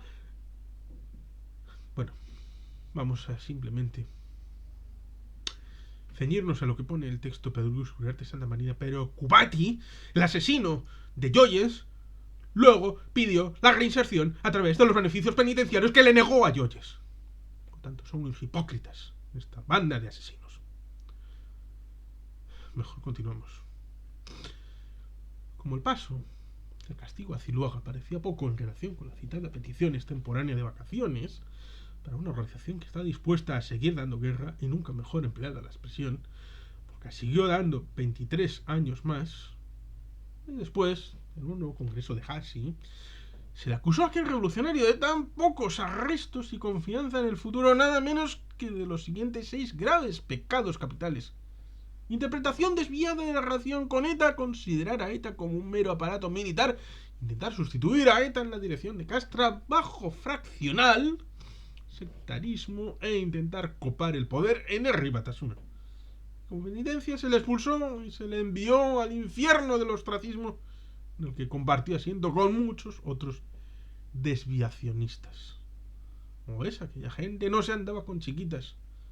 Como sabes muy bien, los muchos muchachos de ETA finalmente hicieron caso a Ziluaga, y el 20 de octubre del año 2011 decidieron tomarse aquellas necesarias y esperadas vacaciones que tanto tiempo atrás se atrevió a recomendarles el tan denostado Chomín. Volvemos a la negociación estatutaria. El tiempo pasaba y los acontecimientos que entonces se vivían, que de la lectura de los párrafos anteriores habrás deducido que eran trágicos. Aquel año y el siguiente fueron los demás actividades de la organización terrorista, acompañados por las consecuencias de una durísima crisis económica y social. Siguieron su curso tortuoso y cansino. Pero la tramitación parlamentaria del estatuto seguía parada. La situación era desesperante. La solución de los problemas de Euskadi nunca llegaba. Por todo ello, los responsables políticos vascos decidieron aumentar la presión.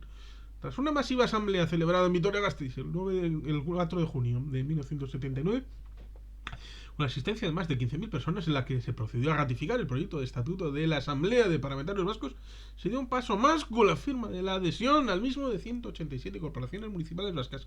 Finalmente, 6 meses después de la entrada en el Congreso del proyecto de estatuto, aquella ponencia de 26 miembros inició sus trabajos el 2 de julio, acordándose que presentara su informe 15 días después. En paralelo, Garaikoetxea, como presidente del Consejo General Vasco, inició sus negociaciones con el presidente Suárez.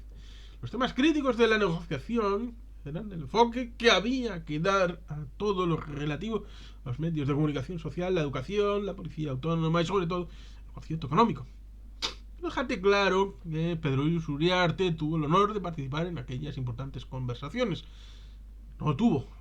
A pesar de ello, te puede confirmar que, según las referencias, la aportación de Carlos Garaikoetxea a la negociación del Estatuto de Autonomía, sus visiones, sus unas convicciones y su infatigable e inteligente capacidad negociadora fueron decisivas. No olvida tampoco lo que aportaron el resto de miembros vascos de la comisión que negoció el Estatuto de Gernika, y por supuesto lo que hicieron los políticos en aquella negociación que representaron el Estado, entre los que jugó un papel decisivo el propio presidente del gobierno, Adolfo Suárez, y junto a él el ministro de Hacienda, Jaime García Lloveros, dos de los grandes protagonistas de esta historia, y Francisco Fernández Ordóñez, su antecesor en el ministerio hasta abril de 1979. Para abrir boca y como demostración de que la cosa no iba a ser fácil, la ponencia estatutaria recibió de entrada un documento presentado por la UCD, el partido que formaba el gobierno español. En él se señalaban nada menos que 40 de los 45 artículos de los que constaba el proyecto de la Asamblea de Parlamentarios Vascos eran inconstitucionales total o parcialmente. Como puedes ver, el comienzo era de lo más prometedor. En la misma línea de su libro de memorias políticas, el lehendakari Garaikoetxea cuenta una anécdota que nos gustaría trasladarte porque refleja muy bien las dificultades a las que se tuvo que enfrentar la negociación estatutaria. Carlos Garaikoetxea relata que, estando reunido en el Palacio de la Moncloa con el presidente Suárez para hablar de cómo configurar el capítulo en el que iban a definir en el naciente estatuto las características fundamentales de la Hacienda vasca y por lo tanto las ideas básicas sobre las que debía apoyar el futuro concierto económico, el presidente del gobierno le pidió un receso porque tenía que recibir a un embajador. Entonces, presidente del Consejo General Vasco y del máximo órgano ejecutivo del PNV, el Euskadi Buru Batzar del PNV, EBB, entre 1977 y 1980, se instaló pacientemente en una esquina del salón de columnas de aquel palacio. Desde allí pudo escuchar de manera involuntaria una fuerte discusión telefónica entre Jaime García Lloveros, ministro de Hacienda, y su antecesor en el cargo, Francisco Fernández Ordóñez, sin responsabilidades ministeriales entonces, pero un gran peso político en UCD y contacto directo con la cúpula socialista. Lo que yo, Garaikoetxea, puedo deducir con claridad que el ministro de Hacienda quería reducir sustancialmente el alcance del concierto económico, la misma línea de lo que defendía el PSOE. Jaime García Lloveros portó correctamente y defendió que la referencia estatutaria debía permitir un concierto con contenido a desarrollar una futura negociación. Cuando Garaikoetxea retomó la conversación con Suárez, le contó lo que había oído, y el presidente del gobierno montó en cólera y dedicó algún epíteto grueso a su correligionario. Mientras la comisión seguía sus deliberaciones y Suárez y Garaikoetxea, con apoyo de sus propios colegas, trataban de solucionar los distintos problemas que planteaba aquella complicada y decisiva negociación, la vida continuaba fuera de los muros del complejo de la Moncloa. Aquellos tiempos eran todo menos tranquilos. Como muestra, aquí tienes un botón. El 12 de julio de 1979, 10 días después de la comisión negociadora iniciara su trabajo, se produjo un nuevo intento de levantamiento militar. En esta ocasión lo protagonizaron los oficiales y cadetes de la Academia Militar de Zaragoza, después de que se corriera el rumor de que el hotel más destacado de aquella ciudad, el Corona de Aragón, había sufrido un atentado y se había incendiado. En aquel triste y lúgubre suceso murieron 78 personas y hubo 113 heridos, entre ellos varios militares, que iban a asistir a un acto en la citada academia. Se salvaron del mismo Carmen Polo, la viudiña del propio Francisco Franco, los marqueses de Villaverde, Carmen Franco Polo y Cristóbal Martínez Bordiú, es decir, su hija y su yerno, y dos de sus nietos que estaban hospedados allí por el mismo motivo. En el incendio del Corona de Aragón no quedó muy claro cuál fue el origen del fuego, ni quiénes fueron los causantes del mismo. Inicialmente se manifestó que el incendio se había originado en una máquina para fabricar churros, como es un origen castizamente español para aquel dramático suceso. En 1989, 10 años después, y tras numerosos pleitos, el Tribunal Supremo concluyó que no hubo sino intencionalidad en el incendio, cuestión que hasta entonces no estuvo clara. Pero los autores nunca se conocieron. Y la que fue acusada del mismo nunca reivindicó tal cosa. A tenor de la línea de la comunicación seguida siempre por esta organización, significa que no participó de aquel suceso. De haberlo hecho, lo hubieran reivindicado como suyo, como tantos y tantos hechos criminales perpetrados. Para ellos, en su alienación, representaba un timbre de gloria.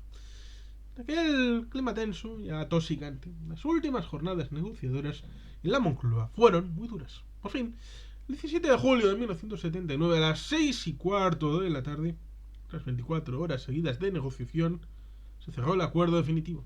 El día coincidió con el inicio del golpe de estado del general Franco, 43 años antes, en Canarias y en Marruecos.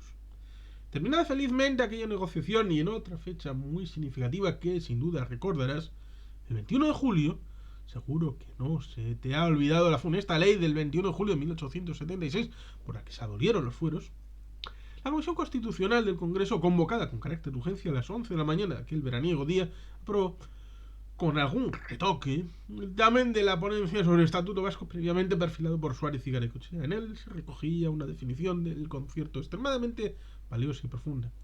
A pesar de las dificultades, los retrasos, las tensiones y los hechos violentos que tuvieron lugar en aquellos duros tiempos, el texto estatutario había quedado definitivamente consensuado en solo 19 días, todo un récord, lo cual demuestra que finalmente hubo un gran interés del gobierno, de la UCD y del PNV en sacarlo adelante cuanto antes, tras tantos meses de espera.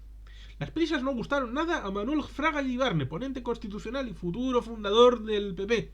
Bueno, futuro fundador, se fundó AP en 1977 y 40 años después celebraron el aniversario dentro del PP en aquel origen, por lo tanto, ¿dónde está el origen de cada cual? Bueno, quien anunció que su grupo parlamentario de Coalición Democrática no tomaría parte en los debates sobre el estatuto de la Comisión Constitucional.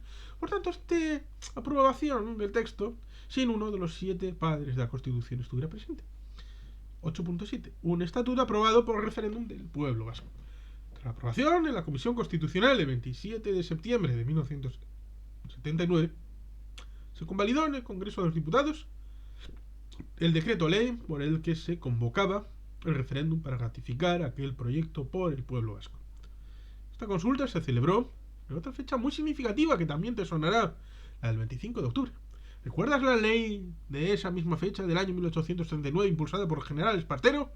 El estatuto obtuvo unos buenos resultados. 831.839 votos a favor, 90.3%. 47.529 en contra, 5.2%. 31.419 en blanco, 3,4%. Y 10.649 nulos, 1,1%. Con una significativa abstención de 644.105 potenciales votantes. La participación, por tanto, no fue muy elevada, ya que solo fue del 58,85%, por lo que los votos favorables supusieron el 53% sobre el total del censo electoral, Un buen resultado, aunque el nuevo estatuto mereciera uno mejor. Si lo comparamos con el logrado por la Constitución, que te he anticipado antes, puede calificarse de magnífico. La calificación fue todavía más alta si la situamos en el contexto político en el que se produjo, con las tres ramas de ETA desbocadas: la militar, los polimilis y los comandos autónomos anticapitalistas, y la oposición activa de Herri Batasuna y de otros partidos autoproclamados de la revolución. La llamativa falta de visión política y la clamorosa situación de errores estratégicos y las negativas ensoñaciones de la revolución marxista-leninista de ETA y sus acólitos impidieron que el trascendental paso adelante obtuviera el respaldo clamoroso que merecía. No porque el texto aprobado en el referéndum fuera perfecto, que no lo era, ni porque permitiera obtener todos los objetivos políticos de todas y cada una de las opciones, sino porque supuso un soplo de aire fresco y un balón de oxígeno para un país con respiración asistida. Por un lado, posibilitaba superar las graves consecuencias de casi 4 décadas de dictadura, y por otro, mucho más decisivo, reconocía capacidades a Euskadi políticas y competenciales para hacer frente al impacto brutal, social y económico de la durísima crisis que se inició en 1977. Para España, la consecuencia de aquella crisis fue la pérdida de más del 14% del PIB y 13 años de espera para recuperar el nivel de empleo de 1977. Para Euskadi, que vio cómo desaparecía gran parte de su tejido industrial, las consecuencias fueron mucho más duras y dilatadas, pues con diversos altibajos la economía vasca no inició la senda firme de recuperación hasta mediados de los años 90. Tras la victoria en el referéndum, el Pleno del Congreso de los Diputados aprobó el Estatuto de 1979 el 29 de noviembre por 298 votos a favor, 8 en contra. Manuel Fraga, Blas Piñar y los diputados Jesús Aizpún, Antonio Carro, Rafael Portanet, Juan Luis de la Ballina y María Victoria Fernández España, y 11 abstenciones. El Senado lo aprobaría el 12 de diciembre con otro resultado muy favorable, 185 votos a favor, 4 en contra y 5 abstenciones. Tras su publicación en el BOE el 22 de diciembre de 1979, el Estatuto de Gernika iniciaría su andadura y con el mismo la posibilidad de contar con un concierto económico ya extendido a los 3 territorios de la recién constituida comunidad autónoma. Cobró, por lo tanto, un nuevo impulso. 8.8. Las reacciones tras la consecución del estatuto. Como puede suponer, las reacciones que se produjeron tras lograr cerrar con éxito la negociación del estatuto fueron muy variadas, ya que, como proclama la sabiduría popular, de todo hay en la viña del Señor. Como es lógico, predominaron las favorables, y algunas de ellas fueron entusiastas. Personalmente, dice Pedro Luis Ugarte Santa Marina, recuerda que sintió una gran alegría y lo celebró en casa con su familia y también con sus amigos. Por su lado, los dirigentes, los militantes y los simpatizantes del PNV estaban exultantes de la aprobación de lo que ellos identificaban como Estatuto de Gernika. Recuerdo del texto aprobado en esta localidad bajo el árbol sagrado por la Asamblea de Parlamentarios Vascos. La alegría gelchal no era para menos, por el gran papel que jugaron sus negociadores, con Garaikoetxea como gran figura. Su evaluación política creció enormemente tras las conversaciones de tú a tú con el presidente Suárez y por lo que había logrado. Como señaló Juan María Brandés, líder intelectual de Euskadiko Ezkerra, ha ganado el PNV, reconociendo así el papel clave que jugó aquel partido político. La izquierda abertzale posibilista, o si lo prefieres, estatutaria, el propio Brandés declaró: estamos todos con la satisfacción normal de sabernos pequeños protagonistas de un suceso histórico tan importante como puede ser la firma del Tratado de Paz de 3 guerras civiles. Se refería, como habrás adivinado, a las 2 guerras carlistas que terminaron con los fueros y tras la cual surgió el concierto, y a la generada tras el golpe de estado de Franco en 1936. En la misma línea, Mario Díaz, entonces secretario general de Euskal Iraultzako Alderdia, ella, Partido para la Revolución Vasca, próximo a las tesis de ETA político-militar, declaraba: este estatuto es muy bueno y es un estatuto que muy poca gente en Euskadi pensaba que iba a salir. Las reivindicaciones por las que lucharon todas las fuerzas democráticas de Euskadi han sido asumidas en este acuerdo. Previamente, unos días antes que concluyera la negociación, el 11 de julio de 1979, los presos de aquella organización armada agrupados en la cárcel de Soria pidieron el apoyo al Estatuto de Guernica y la amnistía total ligada al texto mismo. Esto no implicó que 2 días después esta rama de ETA secuestrara al conocido diputado de UCD, Gaby Cisneros, en plena negociación de la ponencia estatutaria, quizá para echar más leña al fuego. Una acción que, además de criminal, era sin duda demencial. José María Venegas, destacado dirigente del PSE-PSOE, uno de los pocos protagonistas de aquella negociación política, que en 2015 seguía vivo, ahora ya no, en paz descanse, seguía nativo en aquel momento como diputado en el Congreso, señaló: el estatuto logrará la paz en Euskadi. Por desgracia tuvieron que pasar otros 32 años para que esa premonición se convirtiera en realidad. La derecha española acogió el estatuto con reservas, y siempre con referencias al bien sagrado más preciado para ella, la unidad de España. Así, José María de Ariza, destacado político vasco que fue el primer alcalde franquista de Bilbao y que en la última etapa de aquella dictadura encabezó las fuerzas aperusturistas del régimen, señaló: a la larga pueden callar las metralletas. Cuando haya un referéndum, si solo hay un 20% de votos negativos o de abstenciones, la fuerza de los votos acabará imponiéndose. Es un texto muy satisfactorio dentro de la Constitución que no pone en riesgo la unidad de España. Como has visto, los votos negativos fueron muy pocos, un 5,2%, y las abstenciones muchas, más de un 41%, y las metralletas no callaron, por lo menos entonces. Por su lado, Jaime Mayor Oreja, un político de derechas, encuadrado entonces en UCD, en los últimos años ha destacado por su crítica feroz al nacionalismo vasco, ya como vicepresidente del Partido Popular, se mostraba entonces muy singularmente satisfecho. Declaró lo siguiente: hemos vencido juntos en un partido contra el pasado de incomprensiones y recelos mutuos. Además, predecía un futuro de comprensión y diálogo. Desafortunadamente todavía no se ha consolidado entre los que piensan como él y los que impulsaron aquel estatuto. Algunos miembros de la Comisión Negociadora Estatal reconocieron, en privado por supuesto, que fueron los vascos los que ganaron la partida. Quizá por ello el diario ABC, en un editorial publicado el 18 de julio, fecha muy celebrada en la época franquista, en este caso de 1979, dejaba clara cuál era su posición tras la aprobación del texto en la ponencia constitucional el día anterior. Acogemos con reservas el estatuto si, en hipótesis que no quisiéramos ver confirmada, sirviera su texto para justificar de hecho o de derecho una secesión inadmisible. Como es, preventivamente, aquel diario monárquico conservador ponía el carro por delante de los bueyes.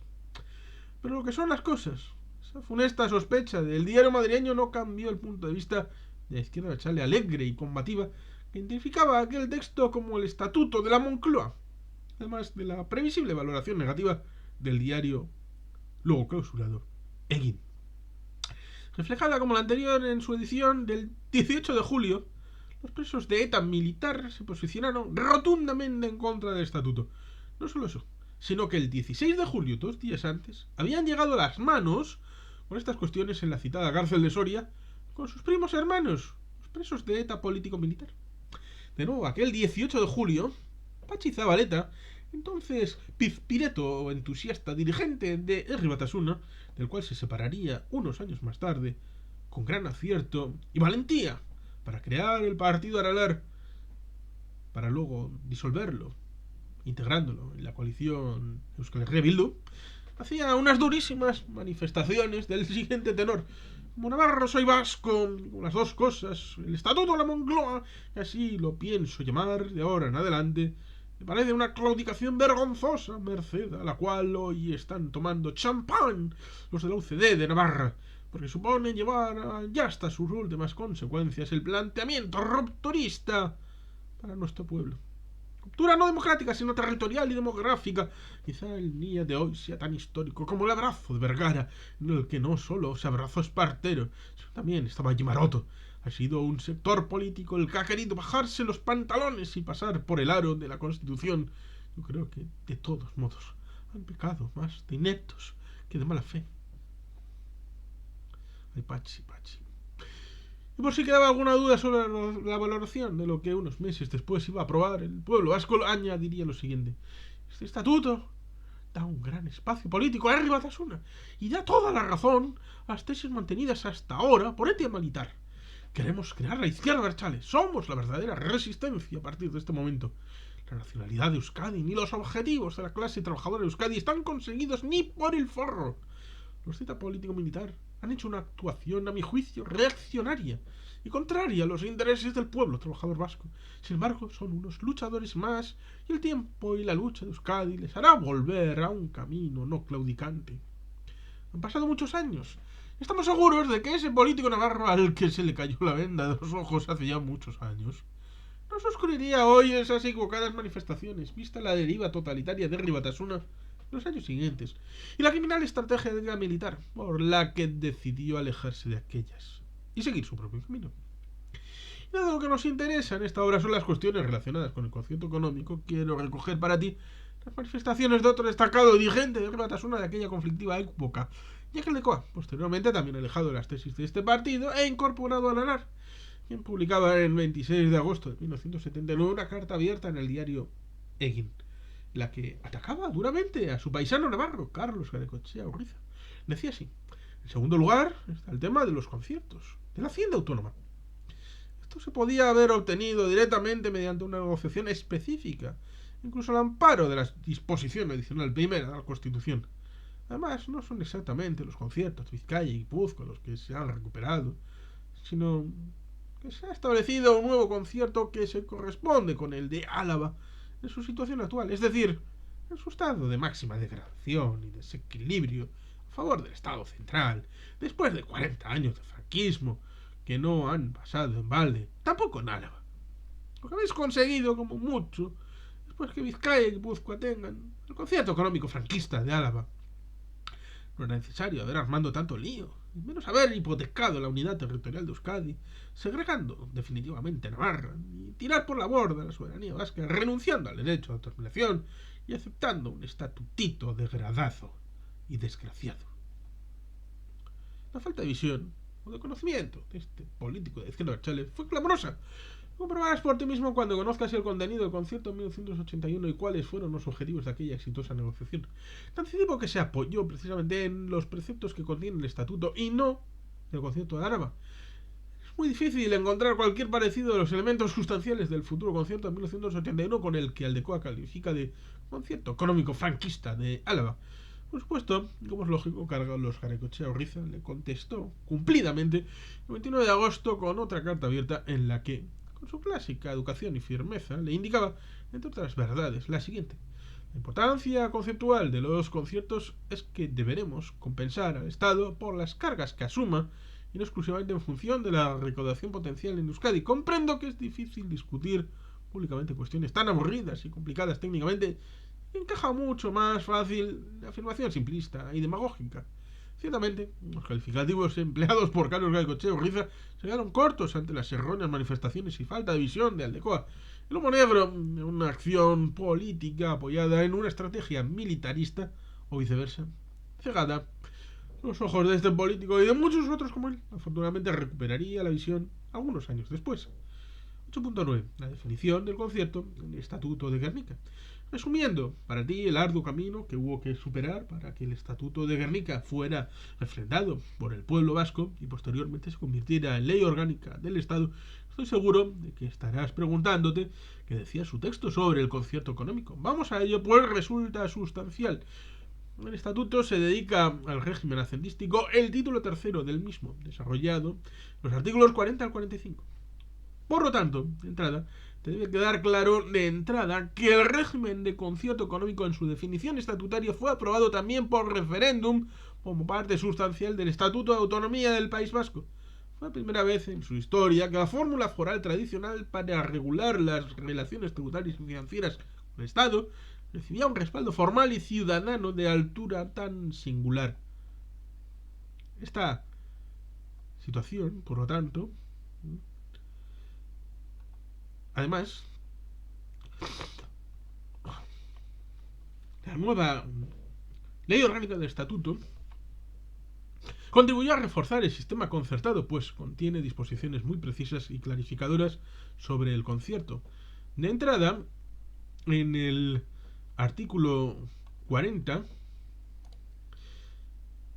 de aquel se establece que para el adecuado ejercicio y financiación de sus competencias, el País Vasco dispondrá de su propia hacienda autónoma. Por tanto, para el ejercicio de sus capacidades autonómicas, Euskadi no recibe el apoyo de la hacienda estatal, como se ocurre a la totalidad de las comunidades autónomas, excepto Navarra, que tiene reconocido un convenio similar al concierto. Las reafirmaciones expresan del sistema concertado y su regulación se encuentran explicitadas en el decisivo artículo 41.1 del texto estatutario, que dispone lo siguiente: las relaciones de orden tributario entre el Estado y el País Vasco vendrán reguladas mediante el sistema foral tradicional de concierto económico o convenios. Me preguntará sin duda por qué se utiliza la expresión de concierto y convenio, además esta última en plural. No he encontrado ninguna explicación que niegue mi punto de vista personal, dice Pedro Luis, por lo que te ofrece a continuación. Creo que se utilizó una fórmula tan peculiar para propiciar que Navarra pudiera confluir con la comunidad autónoma vasca. Entonces se creaba conservar su convenio aprobado en 1969, si así lo deseaba. Por tanto, el plural de esta palabra creo que pretendía englobar al concierto y al convenio, además de incorporar al ordenamiento jurídico y al máximo nivel formal vía ley orgánica del Estado, aprobada por las Cortes Generales por la amplísima mayoría que has visto antes, además refrendada previamente en referéndum por el pueblo vasco, el concierto económico, aquella institución impuesta manu militari que has visto la luz en un simple decreto del año 1878, recibiría un segundo espaldarazo, si bien no explícito en la disposición adicional del Estatuto de Autonomía del País Vasco. En la misma se deja claramente establecido que la aceptación del régimen que define el mismo no implica la renuncia del pueblo vasco a los derechos que, como tal, le hubiesen podido corresponder en virtud de su historia, que podrán ser actualizados de acuerdo con lo establecido por el ordenamiento jurídico. Esta explicación explícita y muy significativa, manifestada, sería incorporada en el último momento del debate realizado en la Asamblea de Parlamentarios Vascos. Para perfilar el estatuto en el anteproyecto, la propuesta del PNV, SI y Euskadiko Ezkerra, posteriormente, en las negociaciones de la ponencia estatutaria, se añadió la última frase, por exigencias del gobierno de UCD. Este significativo precepto, unido al de la disposición adicional primera de la Constitución Española y al contenido de la disposición derogatoria de la misma, por la que quedaron revocadas las leyes de 25 de octubre de 1839 y de 21 de julio de 1876, dibujan un panorama muy alentador de cara a la futura reforma del veterano Estatuto de Gernika. Resulta interesante que esa disposición adicional del Estatuto Vasco está prácticamente calcada en el mejoramiento del fuero, nacido en 1982, el año de nacimiento de un servidor. Contemplando todo lo anterior, desde el punto de vista del concierto, reconocerás conmigo que tras la aprobación y entrada en vigor del Estatuto, no solamente se corrigió la agresión que sufrieron los conciertos de Vizcaya y Guipúzcoa por el régimen franquista en junio del 37, sino que se consiguió dar un paso trascendental en su respaldo formal, pues aquel sistema foral tradicional que comenzó su andadura con pasos titubeantes y muy poco apoyo en 1878, ha quedado jurídicamente blindado 101 años después. Quedaba por delante desarrollar los principios del estatuto en un texto legal concordado. Y como veremos más adelante, en la parte cuarta, eso costó lograrlo muchísimo más tiempo y esfuerzo que la dura negociación que acabamos de describir. 8.10. Las bases estatutarias sobre las que se asienta el concierto. Además de los artículos que acabamos de citar, el vigente Estatuto de Autonomía del País Vasco contiene 7 preceptos de la máxima significación que definen las bases del concierto económico. Todas las expresiones que figuran a continuación para descartarte tienen la máxima significación. Primero, el artículo 41.2 perfila con nitidez la capacidad normativa de los territorios históricos en el ámbito tributario, al señalar las instituciones competentes de los territorios históricos podrán mantener, establecer y regular dentro de su territorio el régimen tributario. Esas amplísimas competencias deberían tomar en consideración y respetar la estructura general impositiva del Estado, las normas de armonización del propio concierto y las que dicte el propio Parlamento Vasco para la coordinación, la armonización fiscal y colaboración en el Estado dentro de la comunidad autónoma. Con ello, por primera vez en la historia del concierto se le reconocen competencias de orden fiscal a un órgano representativo de Euskadi, el Parlamento Vasco, situado formalmente por encima de los 3 territorios históricos. Segundo, el artículo 41.2, antes el A, ahora vamos al B, consagra el protagonismo de las diputaciones forales para recaudar, gestionar, liquidar y inspeccionar todos los impuestos, salvo la renta de aduanas y los monopolios fiscales. Como es, A las instituciones forales se les reconoce unas amplísimas facultades en el campo de la gestión tributaria. Recibían así el espaldarazo estatutario a las actuaciones que, tras la aprobación del concierto de 1878, por las razones y circunstancias que te he explicado anteriormente, habían comenzado a realizar con carácter provisional y que fueron ampliando paso a paso por la vía de hecho. 3. El artículo 41.2.c del Estatuto establece que las instituciones competentes de los territorios históricos deben asumir los acuerdos conducentes a la aplicación en sus respectivos territorios de las normas fiscales de carácter excepcional y coyuntural que el Estado decida aprobar para el territorio común, estableciéndose igual periodo de vigencia que el señalado para estas. 4. El decisivo artículo 41.2d define el vínculo financiero que ligará a Euskadi con el Estado a través del pago del cupo. ¿Cómo analizaremos este tema en profundidad? Me limito a transcribirte el texto de este artículo para tu conocimiento, para que vayas entrando en materia. Dice así: la aportación del País Vasco al Estado consistirá en un cupo global integrado por los correspondientes a cada uno de sus territorios como contribución a todas las cargas del Estado que no asuma la comunidad autónoma. Por tanto, tras el Estatuto de Gernika no se pagan 3 cupos diferentes al Estado, el de Araba, Vizcaya y Guipúzcoa, como había venido realizándose a lo largo de toda la historia del concierto. En el caso de los dos últimos territorios, ya sabes, hasta el 23 de junio de 1937, se paga un único cupo global del conjunto de la Comunidad Autónoma del País Vasco, integrado por la suma de los 3 correspondientes territorios históricos. La razón por la que se paga este cupo global es que Euskadi contribuye en un determinado porcentaje, el 6,24, que ya conoces y que hemos utilizado para solicitarte un donativo destinado a instituciones sin ánimo de lucro, dice Perluis Ugarte Santa Marina, respecto a la obra que escribió y que está disponible en internet.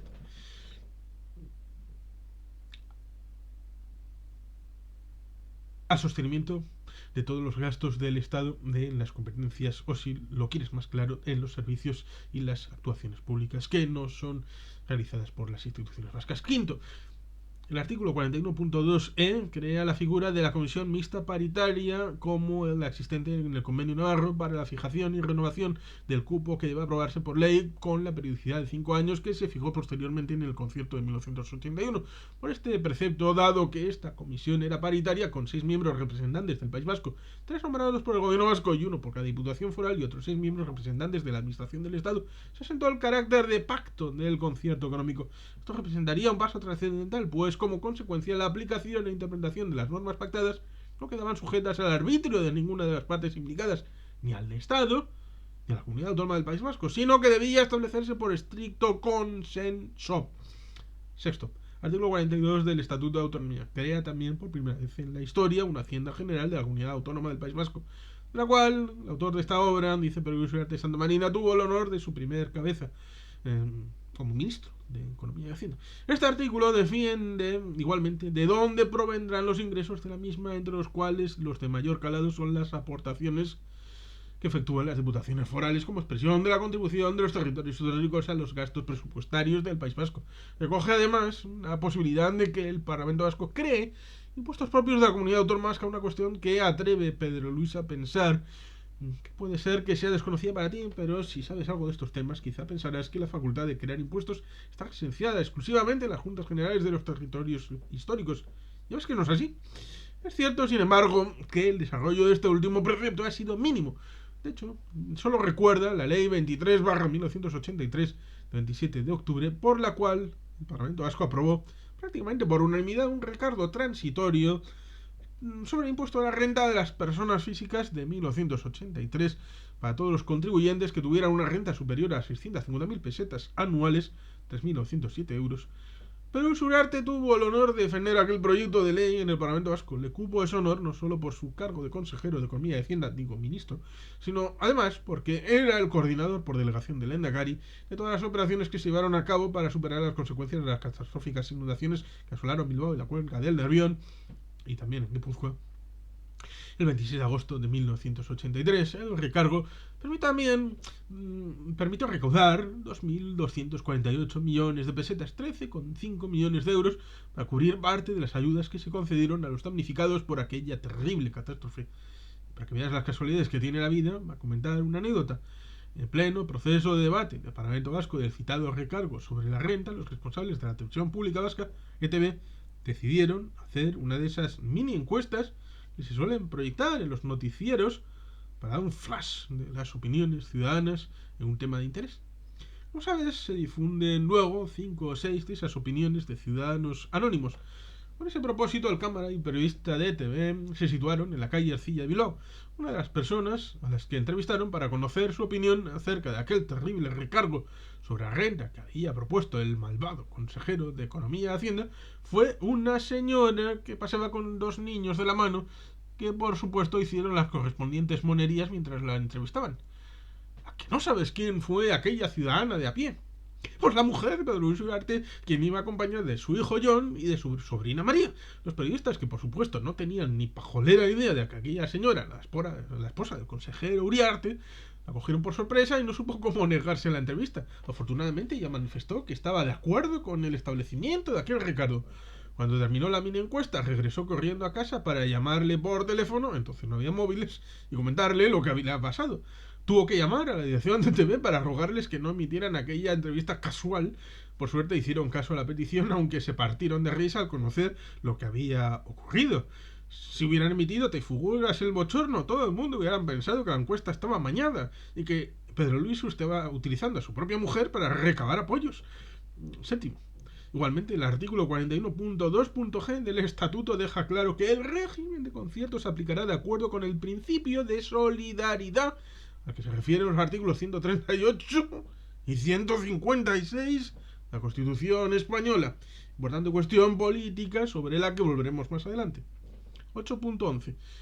Un doble respaldo legal para el concierto antes de su aprobación, con posterioridad a la aprobación del Estatuto de Autonomía y antes de la aprobación del propio concierto económico, la Ley Orgánica 8/1980 del 22 de septiembre de financiación de las comunidades autónomas, la LOFCA, significó un paso más en el asentamiento y despliegue formal de la fórmula concertada al señalar en su disposición adicional primera que el sistema foral tradicional del concierto económico se aplicará en la comunidad autónoma del País Vasco de acuerdo con lo establecido en el correspondiente Estatuto de Autonomía.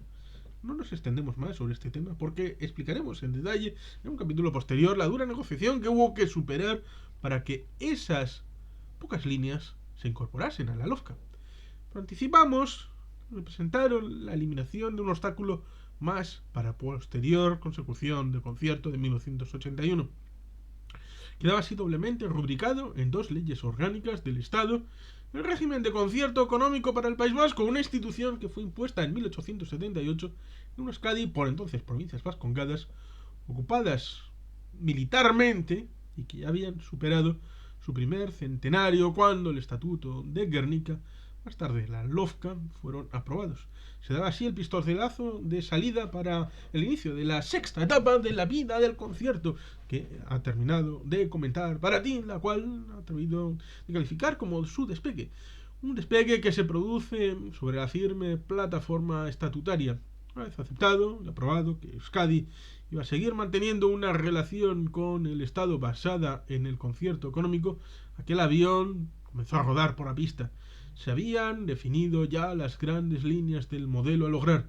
A partir de ello solo quedaba hacerlo realidad, y eso fue todo menos fácil. Quedaban meses y meses de durísimo trabajo hasta que el concierto económico, con un contenido y estructura muy innovadores, pudiera comenzar a despegar e iniciar su séptima etapa, la de su progresión, con el texto aprobado en 1981. Séptima etapa. La progresión con el concierto de 1981. Al concierto de 1981 le va a dedicar prácticamente la totalidad de las partes cuarta y quinta de la obra, por lo que no va a aburrir con explicaciones, alternativas negociadoras, comentarios, acontecimientos, anécdotas que vas a poder ver desarrollados con detalle en las páginas posteriores. Por lo tanto, solo quiere dejar constancia en este capítulo que por su trascendencia aquel concierto de innovadora concepción constituyó una nueva etapa, la séptima en la vida del sistema foral tradicional. Como has visto, el título de este epígrafe califica de progresión lo que se consiguió tras aquella exigente negociación.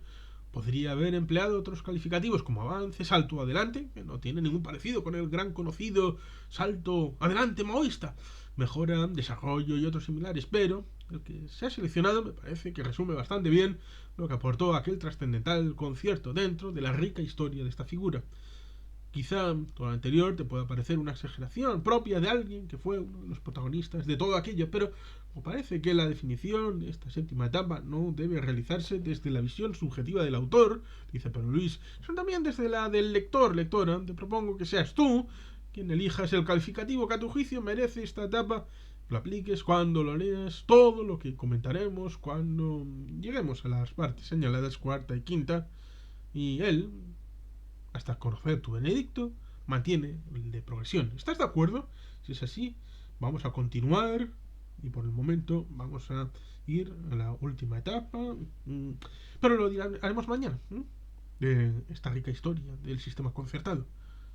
Y sin más, querido patito, querida patita, eskerrik asko, agur brobat, beti gelpean.